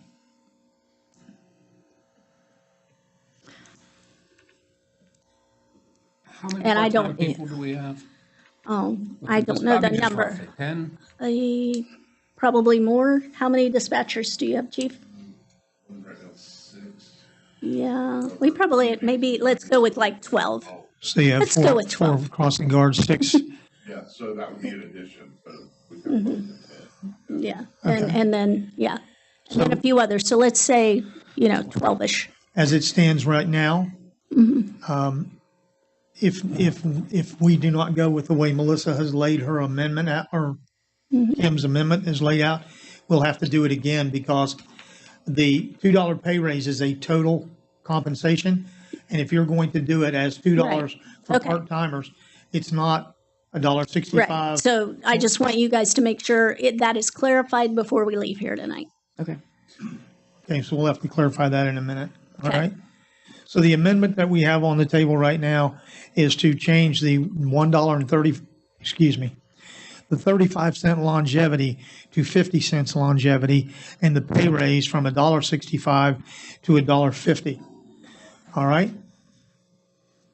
All those in favor of the amendment to change longevity from 35 cents to 50 cents, and the pay raise from $1.65 to $1.50, please signify by raising your right hand. All those opposed? All right, so the amendment fails. So we're back to the original budget discussion as it was, 35-cent longevity and $1.65. Now, we need to determine if we're going to give the part-time employees the full $2 raise, or will they be given the $1.65 raise? I think in trying to keep our, if I can make a comment, our part-time folks, perhaps still migrate to full-time at some point, but I think it would be they'd be entitled to the $1.65 and not the 35-cent longevity, because that's the raise we're giving, and the longevity goes on to our full-time employees. So I'd say $1.65 across the board plus the 35-cent longevity for full-time would be what I would suggest. I think that makes sense because, like you said, the longevity is an incentive. It's a perk of being a full-time employee. So I'm good with the 165 for a part-time. So do we need to make a motion to clarify that then? I think that's the way you have it. I think that's, yeah. Yeah, that's you have a really- motion of 30, if you're asking me, I think you have 35-cent longevity, which only affects full-time employees, and $1.65, which affects both full and part-time. Okay. So the only reason why we would need an amendment would be to change it. This the way it is now, nothing is needed. Right. Okay, that's, you wanna yeah, make that's it- what I wanted to clarify. Okay. All right. All right, so on the amendment of $1.65 pay raise plus 35-cent longevity, is there any further discussion? Hearing none, then we'll call for the question. Then all those in favor of the $2 total, 35-cent longevity, 165 pay raise, please signify by raising your right hand. Okay, passes unanimously. If you'll calculate that number in, that will get your bottom line closer. And as the information that you gave us, we're $149,000 over now. The pay raise is calculated in at 150. 159 Yes. plus the cost of part-time employees. Yes. So it will be probably, I don't know, $20,000 more. All right. So we're now, instead of being 149 over, we're now minus 20. And so we'll have to figure out how to correct that. No, more, or like minus 30. Okay. Yeah. Yes. All right. All right. What else? Well, since we're on pay raises and all that, so I want to make a motion I move to make the senior center part-time employee full-time. And I think that's in 905 lines 1 through 10. That would increase the budget approximately $14,645. Dependent on the type of insurance plan. Yeah, I figured that at the highest one that you provided us. That number seems not. At the highest one, it's an additional $25,000. Okay. Yeah,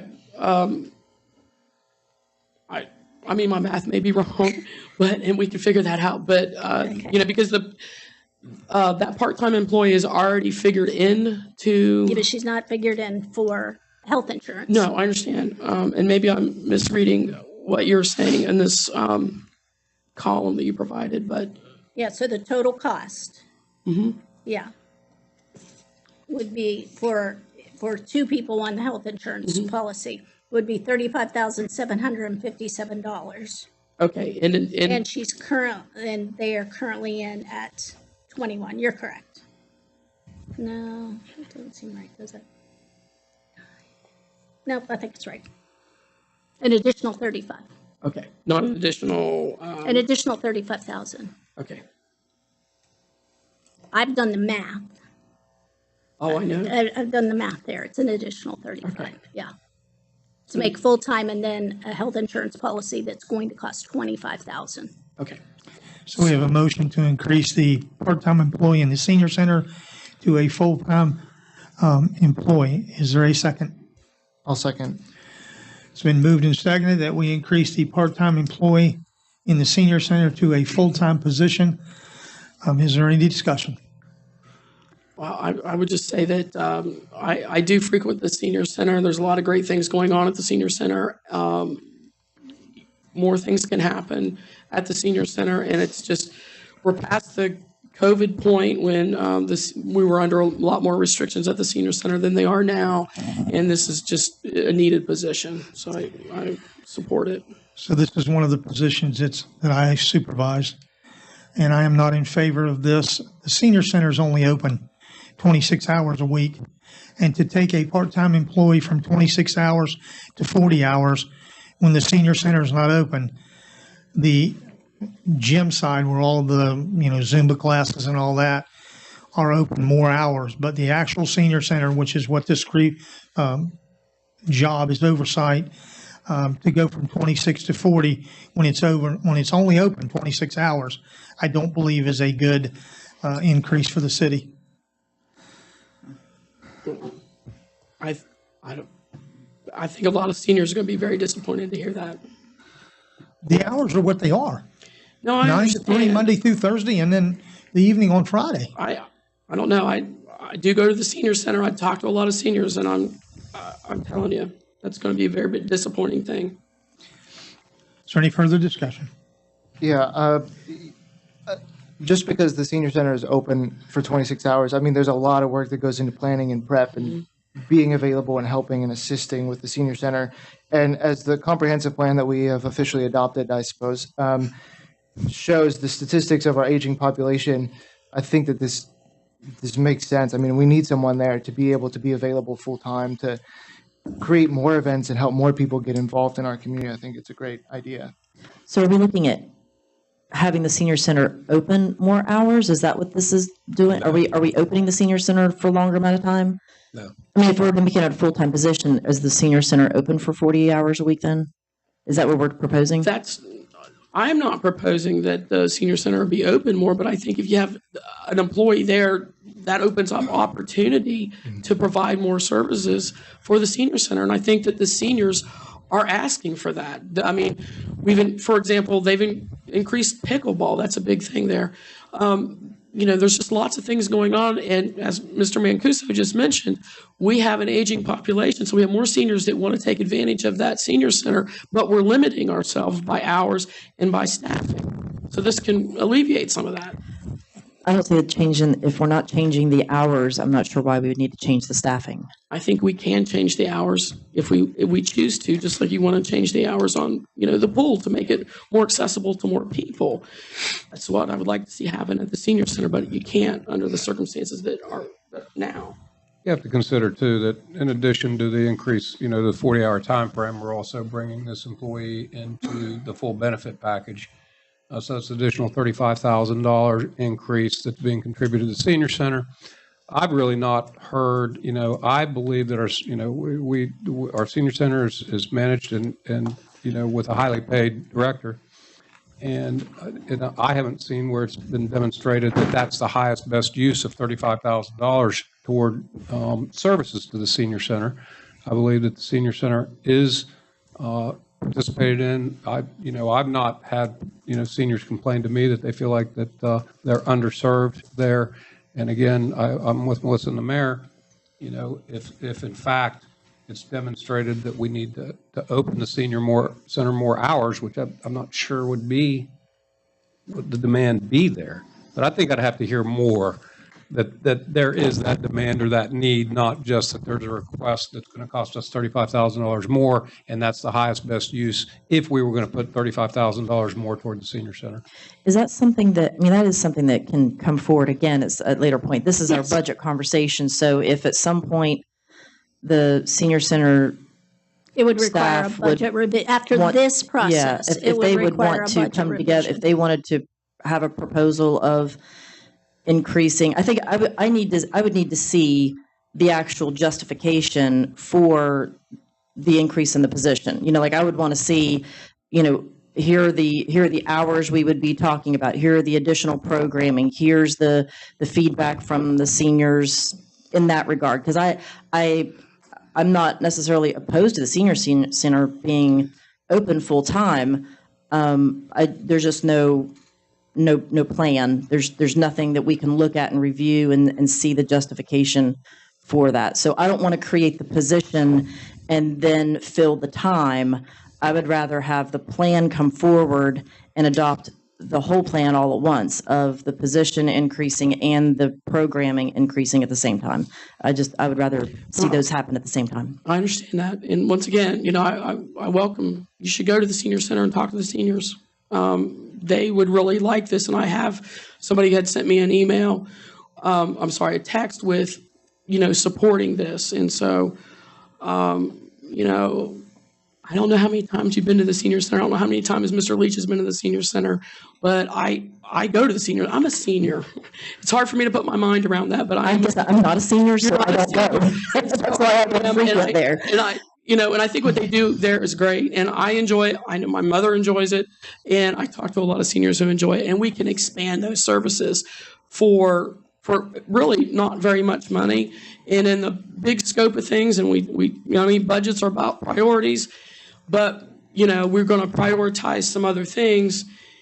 And I just don't agree with it because, once again, I want to put our seniors, at the top and what they need, because we do have a lot of seniors in this community, and they would be better served if we could increase those hours. Well, again, and I think that's where a budget revision comes in later on with, having the full plan in place.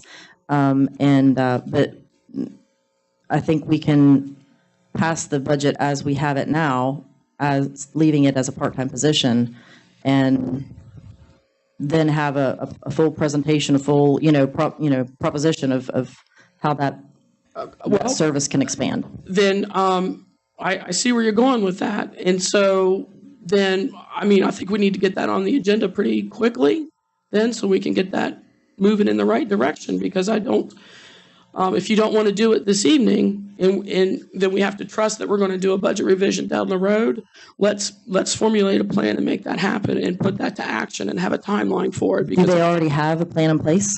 I do not know. That to me, that's not a council decision. That's something that that the senior center, the leadership there would need to bring that forward. Right. So that's not for us to You've highlighted discuss. Something very significant, which is the senior center does not have a department head. Okay, it's the mayor oversees the senior center, and then we have a director, and a part-time person and various people who do all the Zumba and all that stuff to do the instruction. So I think that the senior center is kind of at a loss because they don't have a department head, somebody who's going to advocate for them, where every other department does have that. So it's kind of not fair in one way, what you're saying. But regardless, I think that we can get to that. And that if you want to reserve this and not do this tonight, then I would hope that I could get a commitment that we look at the senior center and make sure that we are meeting the needs of the senior center and increasing the opportunities for our seniors in our community. Because guess what? We have more seniors today than we did, 5 years ago, 10 years ago, and it's trending that way. And so for us to follow that trend, let's be proactive about the senior center. And, so that's where I'm coming from. As it stands right now, I wouldn't support this. I too agree that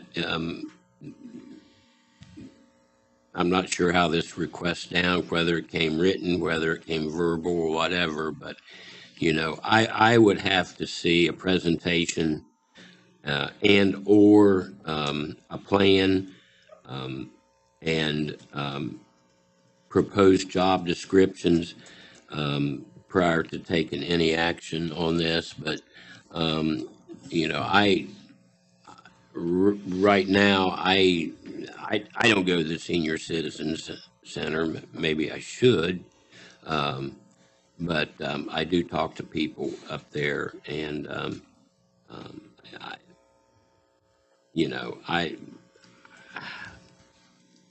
I just don't know that now would be the time to do that. I would not be for it. So just for clarification, we do have a full-time person that is in charge of the entire facility. We also have 5 instructors that do the various classes that we have. And so depending on what time of the day that there is a Silver Sneakers or a Zumba or the other classes that we teach on a regular basis, there are multiple people that are employed by the city to be over there and meet the needs of the seniors. We have a fabulous senior facility, and it's used by a lot of different people for different activities. And but there's plenty of people up in our senior center that oversee the activities and provide. The basic thing for me is a safety factor.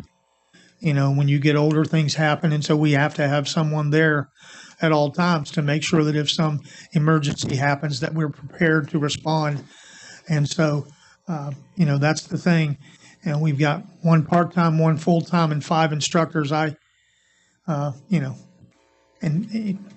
hours are just not there. If we expand the hours, that's a totally different subject. But all right. I'll call for the question then. All those in favor of making the senior center employee a full-time employee, please signify by raising your right hand. All those opposed? All right, the amendment fails. All right. I had asked for this earlier, and I don't think it actually made it into the budget, so I'll go ahead and make a motion now. I would like to move that we put aside $20,000 for the purchase and installation of signage for the Vienna Bicycle Trail Network. I misunderstood the first part. You said the installation, you said did you The say purchase. Purchase and installation. Okay, Yep. sorry. Sorry. Thank you. I'll second that. It's been moved and seconded that we add $20,000 for the purchase and installation of signage on the bicycle trail. Is there any further discussion? Remind me where we were on that, because we approved the Yeah. trail itself and the path and all of that, the mapping and all. Yeah, so right now, we have approved the plan, so we have a plan in place, and we have a map that's, I'm not sure if it's even available on our website. I know I've shared it, but we do have a map in place. The Triple W has developed a complete signage plan for us. It is ready to go. We can put that out for bid, or if we want to do some of it in-house, and we can do that tomorrow, but we just don't have any funds set aside for it right now to actually do it.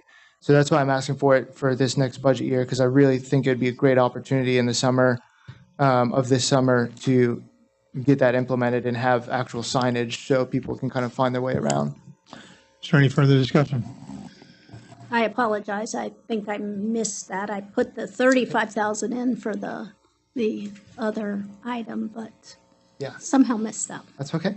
All right, and I'll call for the question. All those in Actually, I just, one question. I support what we're talking about, but, so, we've been talking along as far as, do we think there's any opportunity for grant money for this type of a thing? Is there anything out there? So if we put this in the budget and then still go maybe try to pursue some grant Sure. offset?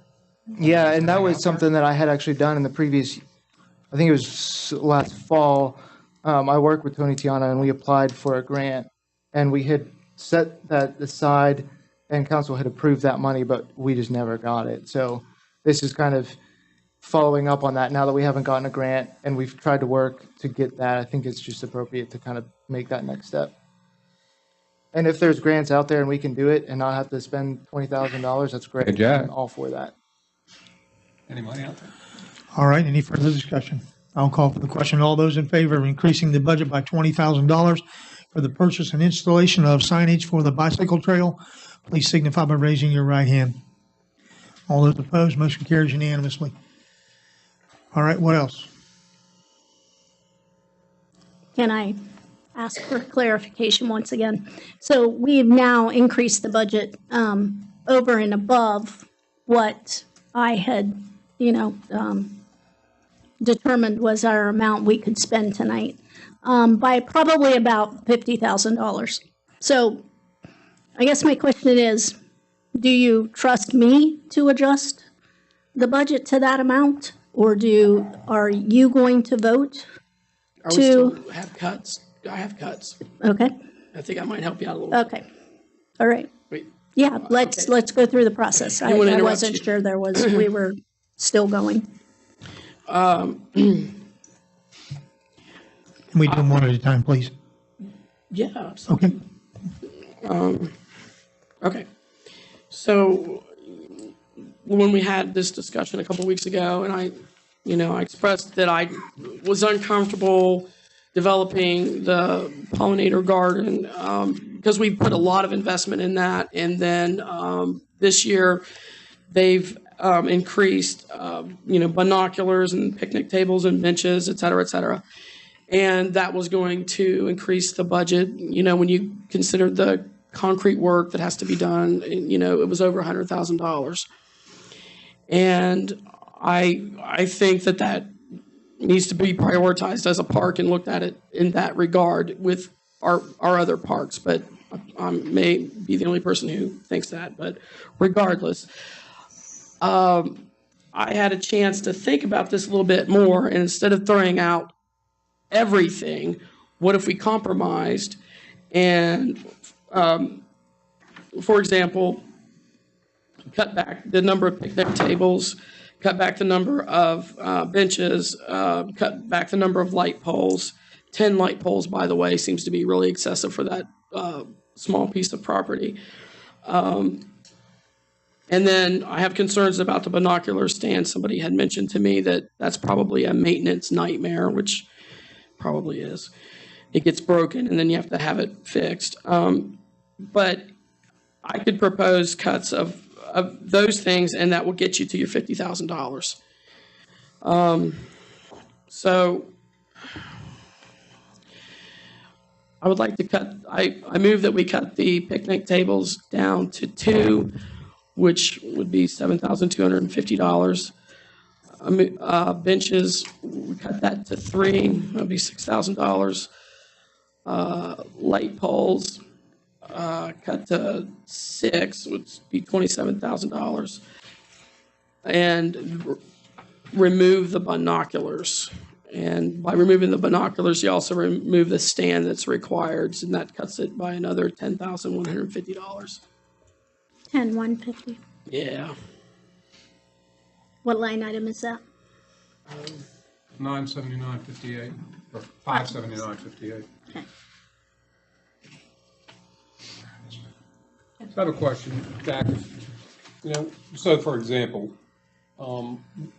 you've got 10 street lights or light poles there. Well, how does that relate to the coverage that's needed there?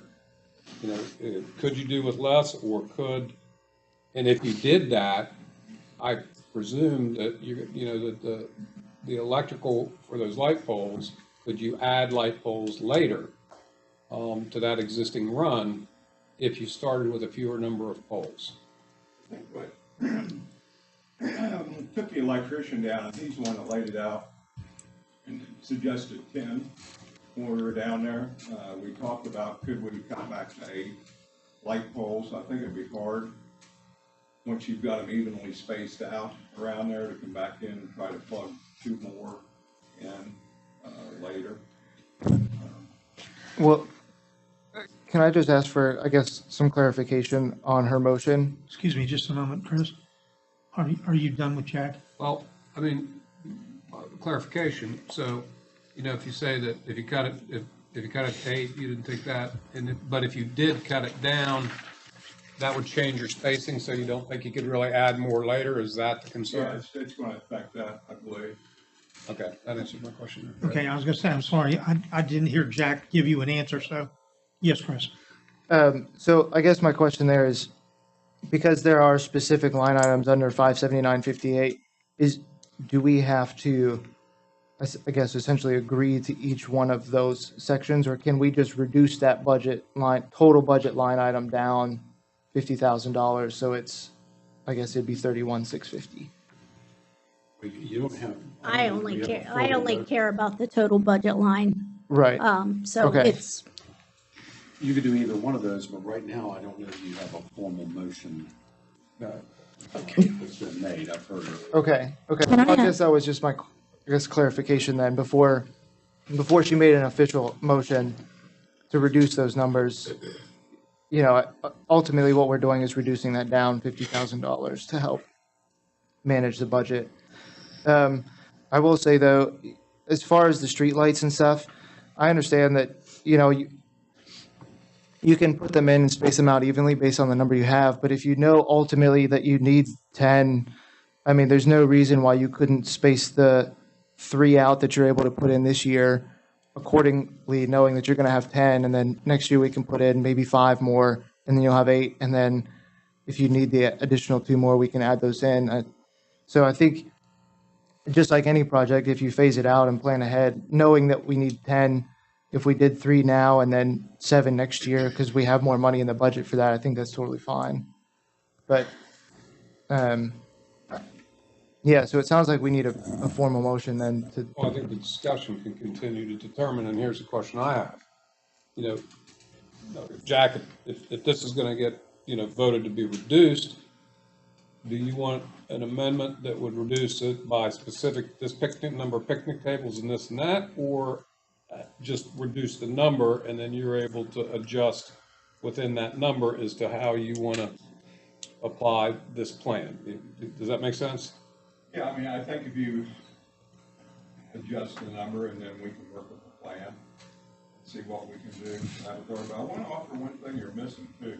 There's a safety issue down there at night. I think there's already been some things happen right down there in that area. And I think lighting the area up would be very, very beneficial for the safety. That's kind of my point. If you get a budget, you can prioritize what's most necessary. Lighting versus picnic benches, and I agree. Yeah, and that was going to be a comment that I had, that, I mean, the proposal for 10 obviously was done for a reason. You just, Yeah, the electrician recommended it. Well, I would trust an electrician to tell us how much lighting we would need for a certain square footage area. I don't think that's a bad thing. Well, I'm not saying necessarily it is. It's just that to me, that seems like we're going to be able to see that part from space, because that's a lot of light on a real small area, because he's not talking about putting it below. It's on that up top part. Yeah, I guess I'll kind of clarify that. An electrician is slightly different than an electrical engineer. Electricians do the electrical work and know that. The electrical engineers are the ones that do the foot candle studies, the diffusion of light and things like that, and kind of have a better understanding of that.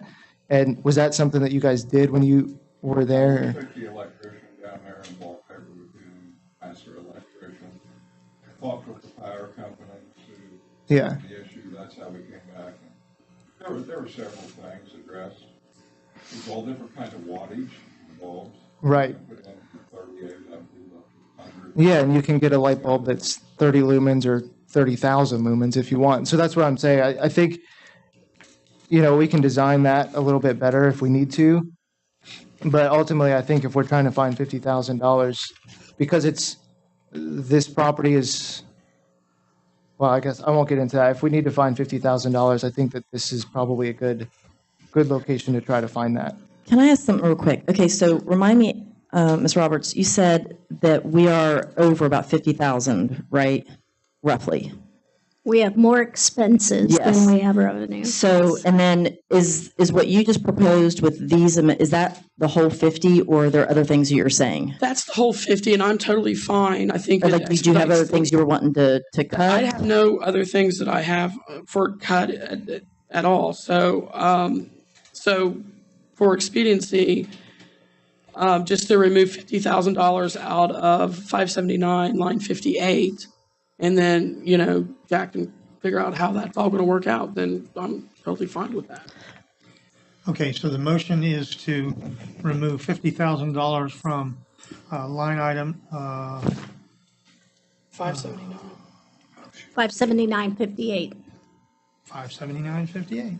So we're not saying a specific number of things anymore. Is that what we're? No, I'm fine. I mean, you know, Which is it? Tree and beautification can decide how many. There's not a motion that's been made. There's been a lot of discussion about Right. which Okay. motion. And I'm not done Okay. jabbering about it either. Well, hold on. We're formulating it. Is that the motion to remove? Yes, sir, that's my motion. 50,000 out of 579. All right. Is there a second? I'll second. It's been moved and seconded that we remove $50,000 from line item 579. Is there any further discussion? I'm not in favor of it. I think, I think we should keep projects together. I wouldn't want to put half the lights in and then half the lights later. That doesn't make sense to me, and there may be other places. I would like to explore other places that we may be able to trim down. You know, there's a, you talk about a, you know, there are different things that we could do to trim. There's a missing playground piece that's been proposed to replace. We might not need to replace that just yet, you know. So there's all kinds of things. There's, you know, we could move money over from capital reserves. We could, there are different ways that we could do this. And this would not be the first thing that I would look at trimming when I'm looking at trimming things. By giving him the $50,000, he can decide if he wants to put those light poles up and not do benches and picnic tables this year. He can do that if that's what your concern is. You know, it's just, you're just cutting back a little bit on that budget. So in budgets passed, you know, we've kind of put it on the department heads or those decision makers and saying, how can you tighten your belt for us? You know, so Jack, if we took this from 81 to 61, do you think that would give you still enough money to work with? Because quite frankly to me, 6 benches for 12 grand, you know, and I get what the government pays for stuff, okay? I have to believe you can do a little bit better than that. I mean, you think you could still make a substantial impact down there? I would still go with the same quality of the benches, Jim. I understand. To be honest, because they got like 50 years lifespan, and they're solid steel, solid welded, completely welded, 3 coats of powder dip, and they've been, you know. I understand. So there's a lot to them. One of the things I would offer you haven't brought up, if I may, back under the flower budget, the $75,000 that Tim questioned, that was up there in the one line item, Amy. Yes. I believe you could take $15,000. I did that, I believe, already, Jack. Okay, I'm sorry, that's not germane to the amendment that we're dealing with Well, it now. gives us some ideas though to talk about. I got get it. We can, if you want to revisit that, that's fine, Jim, but, you know, the amendment is to take 50,000 out of this one, okay?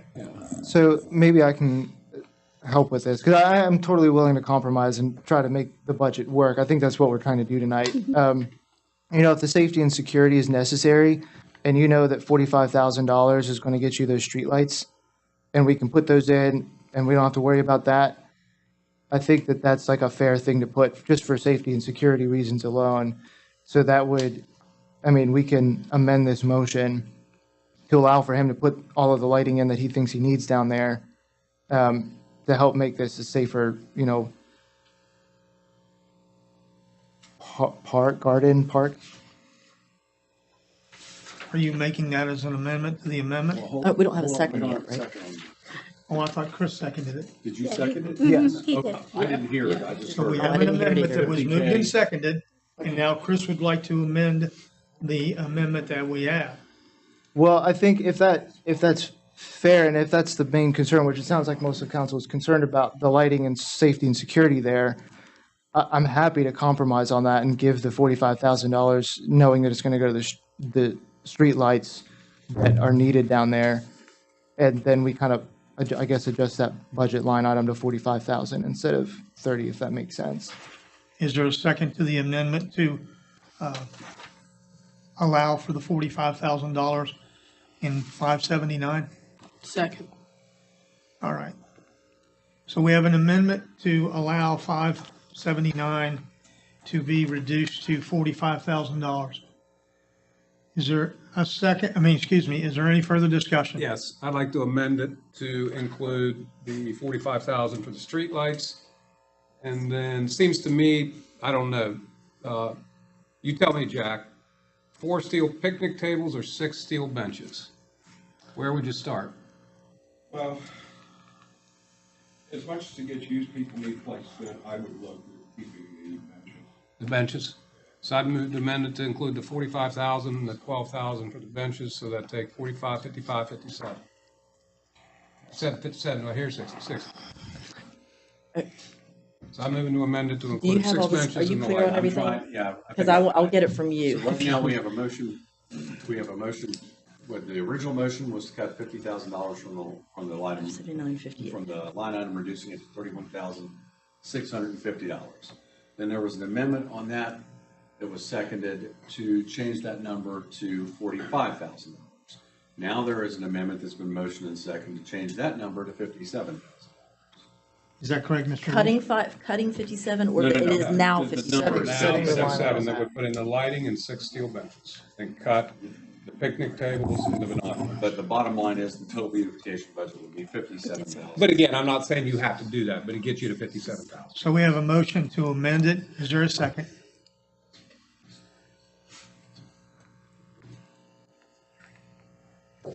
All right, that amendment fails. So we're back to the amendment to go to 45,000. And so my only comment is, that's a beautiful project down there, and why we have to piecemeal this stuff.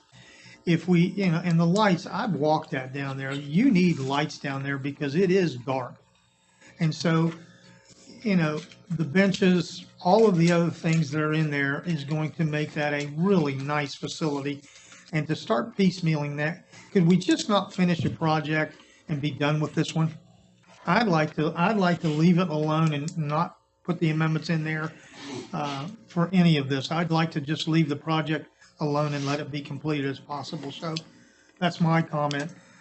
Is there anything else before we vote on the amendment? All right, so the amendment on the floor then is to change the amount to $45,000 on line 579. All of those in favor? 579.58. 579. Thank you, ma'am. 579.58, please signify by raising your right hand.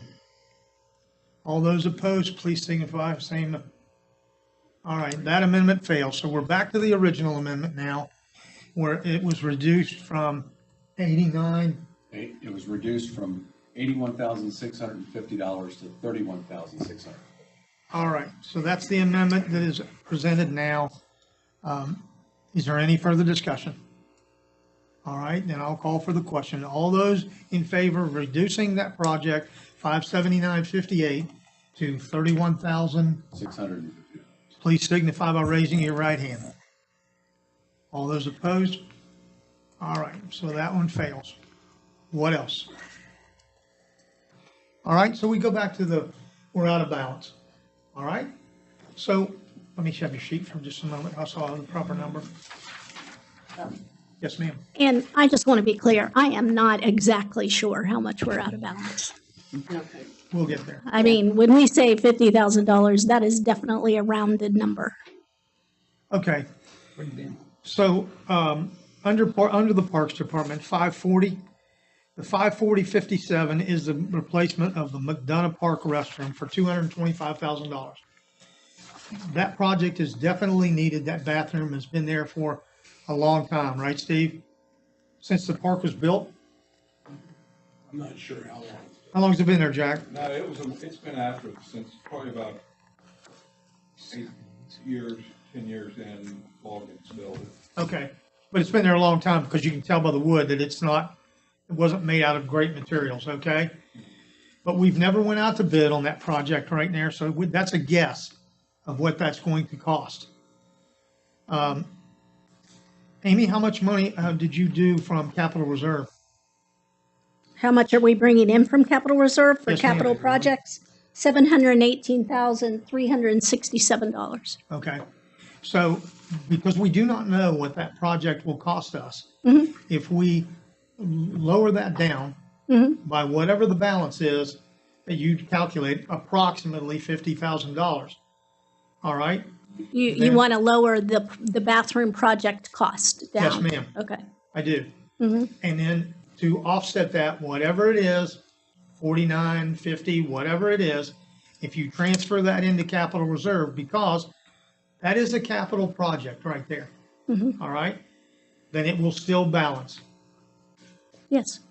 All right. Motion.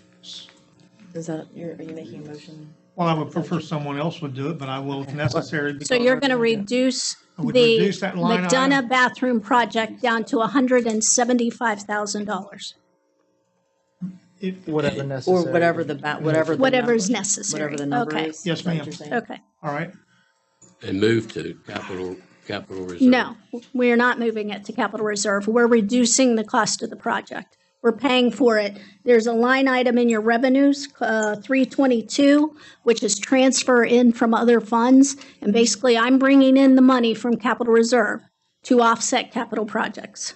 Which are a total of about 1.6 right now. Right? Yes, the capital projects are 1.6.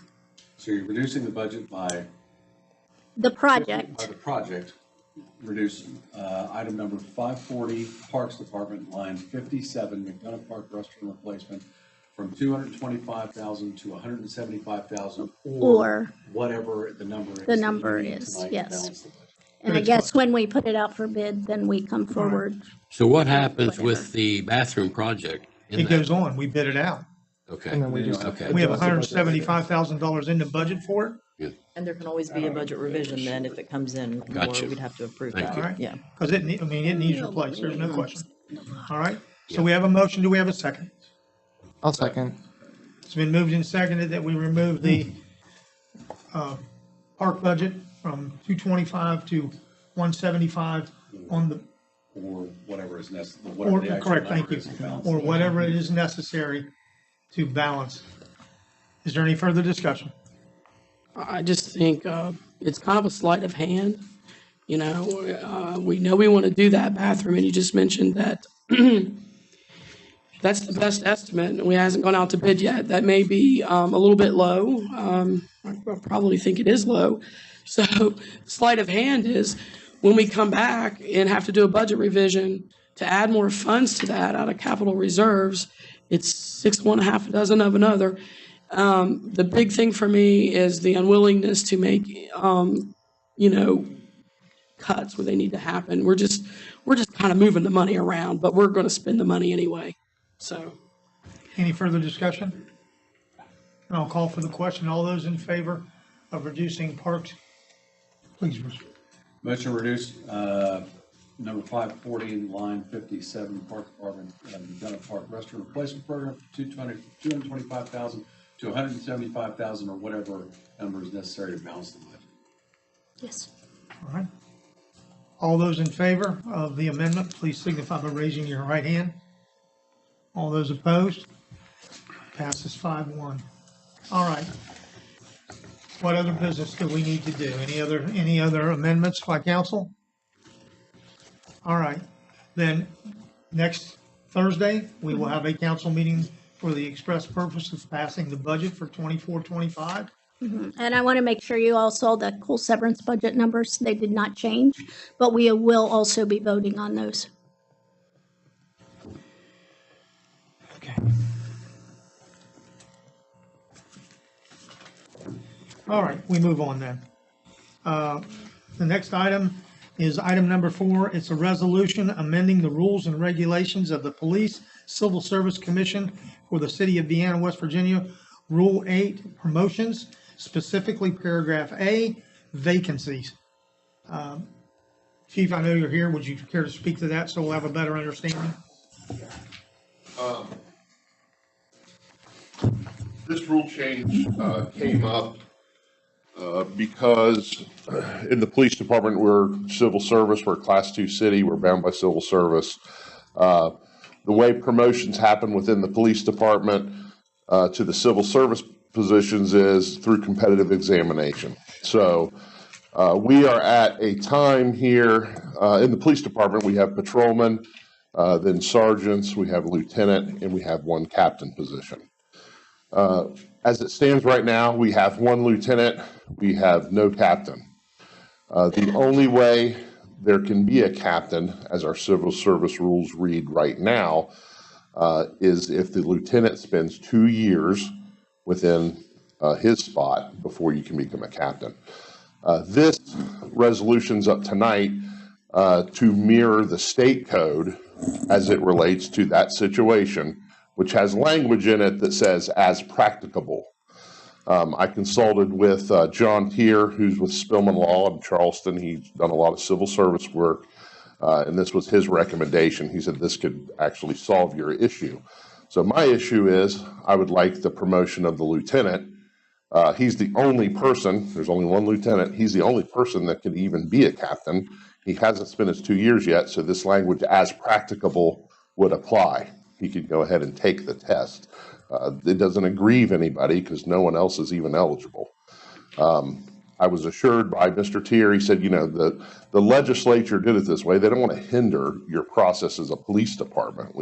That's not the purpose of it. The purpose is to be fair to everybody. So this is why this is in front of you all tonight. So that 2-year requirement is the same of any position. You have to be a patrolman 2 years before you can be sergeant. You have to be a sergeant 2 years for lieutenant. As it gets higher up there, we only have one of each. So that's why this exists. So I would say if we don't change it, we're going to have this again at some point in the future. Obviously, it's going to come up when you have one person, and we had Captain Burdine retire, so that's why the vacancy's there. So that's the purpose behind this tonight. And basically, the only changes here is to add the addition of as applicable. Practicable. To the regulation as practical by the regulations that we operate on now. That is correct. In that sentence, and Russ will tell you, it's like a comma or as practicable. Yep. And that's it. And a mirror state code. Just like Chief said, the legislature passed this because you had situations where you had smaller departments couldn't fill their ranks because of the years of service requirement, which kept guys from being able to promote, and in some instances kept departments from being able to hire without going back to council to fill lower spots. So what this does is it allows all the guys that are in the chain of command to bump up and assume the new rank if they have to, and that's what this is. And this is where we're at, so. Okay. If there's any other questions, I'll be happy to All answer. right, that's pretty simple. Thank you, Chief. So Russ, would you read the resolution, please? Be it resolved by the Common Council of the City of Vienna that as the Police Civil Service Commission met on February 29th, 2024, and voted unanimously to amend Rule 8 Promotions, Paragraph A, Subparagraph A, adding language that mirrors West Virginia Code 8:1417A to read as follows, quote, vacancies in any rank shall be filled so far as practicable by promotions from among individuals holding positions in the next lower grade in the department. To be eligible for promotion, such candidates must have completed at least 2 years of continuous service in the next lower grade in the department immediately prior to the examination. I'll entertain a motion for the approval of the resolution amending the rules and regulations of the Police Service Commission. So moved. Second. It's been moved and seconded that we approve the resolution. Is there any further discussion? Hearing none, then I'll call for the question. All those in favor of the resolution, please signify by raising your right hand. Motion carries unanimously. Thank you. The next item on our agenda this evening is item number 5. That is the bid approval. Councilman Leach. Sealed bids for the financing of a 2024 Pierce Enforcer pumper truck. The fire department were open on Tuesday, February 27, 2024, at 10 a.m. with the following results. United Bank, 7 years, 5.2% for a total of $666,898.68. Country Roads Leasing, 7-year, 4.97% for $663,603.36. Community Bank, 7 years, 7.50% for a total of $719,358.36. Huntington Bank, 7-year, 4.94% for a total of $661,163.93. The asterisk for the Huntington Bank bid is that Huntington Bank has a prepayment penalty that could cause it to increase if paid out prior to year 4. After careful review of the bid proposals, the recommendation from council approval for the Budget and Finance Committee, the financing of a 2024 Pierce Enforcer pumper truck is Huntington Bank, a 7-year at 4.94% for a total amount financed $661,163.93. Funding for the project comes to the city's general fund, 01-565-59. And I'd ask the finance director about the prepay, and I believe they agreed to. They did come back and say that they would lower it, but that's kind of outside the spec time. Right. My feeling is if we were going to pay it up early, it probably wouldn't be before that 4-year And I believe, period. and the other comment. So I think it's the best to go with the lowest rate. And the other comment is our return on the money that we have that we would use to prepay it earlier, we would lose money because we're making more on the money sitting there than what we're paying in interest in buying the truck, right? Okay, so recommendation is for Huntington Bank, 7 years, 4.494%.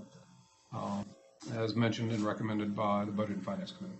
And we did run that by our city attorney, and he concurs. I agree. So I'll entertain a motion for the acceptance of the low bid from Huntington Bank in the amount of 7 years at 4.94%. So moved. Second. It's been moved and seconded that we accept the low bid from Huntington Bank. Is there any further discussion? Hearing none, then I'll call for the question. All those in favor, please signify by raising your right hand. All those opposed, motion carries unanimously. Next item on our agenda this evening is a bid approval for the Jackson Park Pool and Concession Management Contract. Councilman Leach. Sealed bids for the operation and management of the Jackson Park Pool and Concession Stand were open on March 4th, 2024 at 10 a.m. with the following results. Professional Pool Management LLC, salaries being reimbursed on an actual basis, bid $18,000. Parkersburg YMCA requested upfront payment for the salaries and bid $85,589. There's an attached note from the city attorney. After careful review of the bid proposals, a recommendation for council approval from the Budget and Finance Committee for the operation and management of Jackson Pool, Park Pool and Concession Stand is professional pool management, base rate of $18,000. Funding from this project would come from General Fund 0154240-23. And also pending a budget revision to move the salary reimbursement, as our finance director discussed earlier, from line item 01-542-10-03. And the attached memo from the city attorney indicated in general that the YMCA bid was non-conforming and that as a result, the bid should not be considered. And the other, I think, practical issue is that with the Parkersburg YMCA pool management proposal, we pay for days the pool was closed, whereas with professional pool management, we only pay for the hours that they actually work, right? Correct. All right, so I'll entertain a motion for the acceptance of the low bid from Professional Pool Management for the management of the swimming pool and the concessions for 2024. So moved. Second. It's been moved and seconded that we approve the bid from Professional Pool Management for the management of the pool and concession area. Is there any further discussion? Just a comment that this is the company that we've used prior. I don't know how many years, but Yes. 3 years. I'm sorry? We've used it longer than 3 years. Five. Okay. I do have, Multiple. Okay, any other discussion? yeah, I have just a quick question.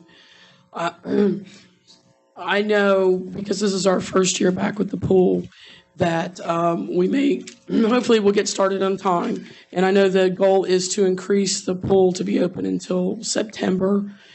I know a lot of that's going to depend on lifeguards, but if they end up having to close the pool in mid-August, would there be a reduction in the professional pool management fee? I understand we're going to pay for the wages. That's I think you can tell me, Russ, if I'm wrong, but I think at this point you would draw a contract. Yeah, we have the next step in this. Sorry, the next step in this is to draw up a contract, and that's one of the things we're going to have to consider this year is a scenario like that. But we haven't gotten there yet. okay. So it's a potential that it could be reduced. There's a potential. I mean, well, yes, we'll just leave it at that. So I don't say anything in public that I'm not prepared to Okay, live with later. any further discussion? All right, all those in favor of the bid from Professional Pool Management in the amount of $18,000, please signify by raising your right hand. Okay, motion carries unanimously. Next item on our agenda this evening is item number 7. That would be the bid approval for the, Mr. Leach. Sealed bids for the flower planting and maintenance and fall cleanup of various areas of the city were open on March 7th, 2024 at 10 a.m. with the following results.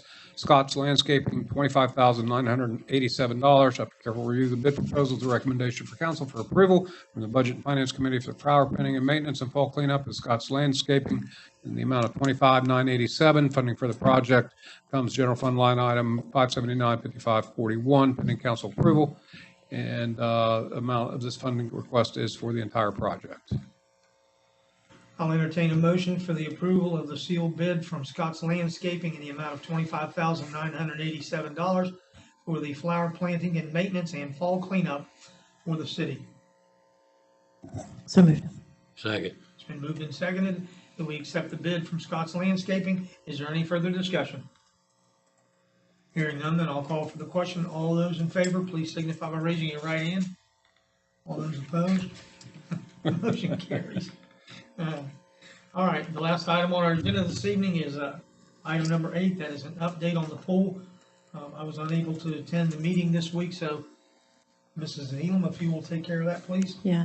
Yeah, things are still moving along fine. We had one item that's actually we're going to get a credit back because in the bid proposal from Paddock Pools, they had included a thermal cover for the pool. And after we discussed it on Tuesday, it was determined that we do not want a thermal cover for the pool. That's not necessary. And there weren't any good solutions for it anyway because of the number of pieces that it was going to take to do the job. So anyway, sorry, off the top of my head, I can't remember if it was 50 or 55. I think it was 55,000 that we will get back as a credit in that portion of it. So we will not need to deal with that. The pool tunnel was poured this week, and the roof is starting to go on. Of course, we're still waiting. You know, everything's still the same as far as the schedule that I'd reviewed a couple weeks ago. So those were the highlights. All right. Any questions on the pool update? All right. That concludes our council agenda this evening. We move to council comments. I guess I have one that I would like to ask council to please give some thought to this continuing disagreement that we seem to have with the project coordinator position, the economic development position, whatever the title turns out to be. We need to move forward past this ongoing discussion. I can tell you that because we've passed this once already, Jack is in high gear. We have went to the Wood County Development Authority meeting. We've met with several people about economic development projects. There are some exciting things on the horizon that we will be happy to share with you once we get a few more details worked out. But this whole thing, I, as a person sitting here at this table, I want to move past this continual discussion that we continue to have about this subject. So whatever it takes for us to get past this, if there's something that you want to work out, please send me your suggestions. We'll see if we can get you an answer. The one thing that came about the 1099 or the W-2 was a misunderstanding on my part. I thought that I had gotten the correct answer to that question, but I guess I didn't ask it in the proper format. And since I don't do payroll, those things, my understanding of that is evidently not the correct one. But that part of it can be worked out, but we need to move forward. This continual rotation of this subject we need to get it done. All right? Any other council comments? I just want to thank Craig Metz for helping me complete my tour of the Public Works system. Did that include a climb to the top of the water tower where you wrote your name? It did, and I did write my name. Wow. So, I was kidding. No, I did do that. It was awesome, and I appreciate him letting me do that.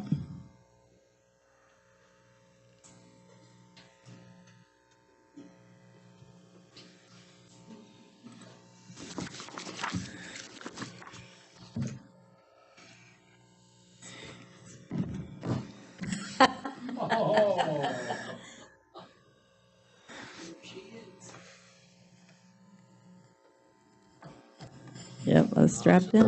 It was pretty cool. No, it was awesome. There's the proof. It was beautiful. It was a beautiful day. And we could see forever. And, there's nothing like being that high up to just have perspective. You get surrounded by your normal everyday life and the grind that we all go through.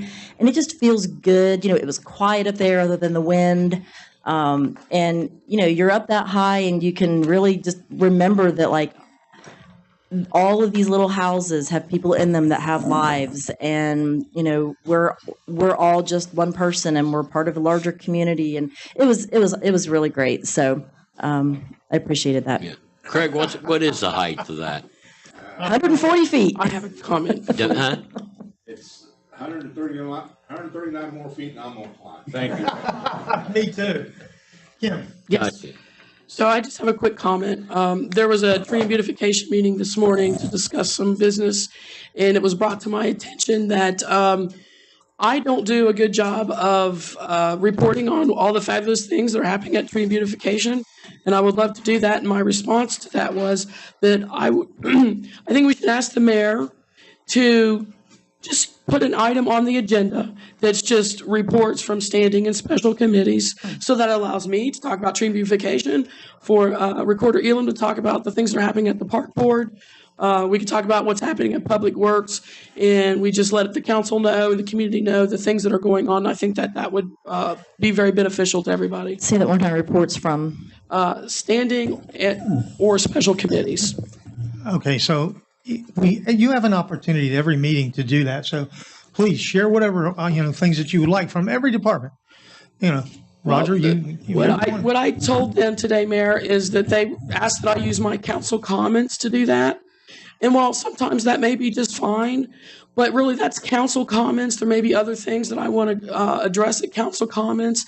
And so I believe in addressing one thing and not confusing everybody with a laundry list of stuff. So it would be more effective if we can just put it on the agenda. And if there's nothing to report on, we could just go right past it. If nobody has a report, then hey, we're on to the next item. Not a big deal. Or standing committee.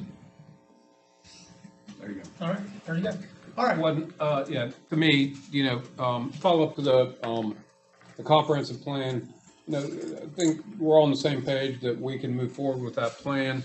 And I think it dovetails with everything we've been talking about, how many exciting projects are going on. I think, Tony, your comments were well taken tonight. And we do have a meeting coming up in April. And I think that is going to begin the process of amending some of the things, some of the amendments that Chris has made, but also giving everybody an opportunity to, to have some input in that comprehensive plan. Everybody keeps talking about checking the box. We've checked that box.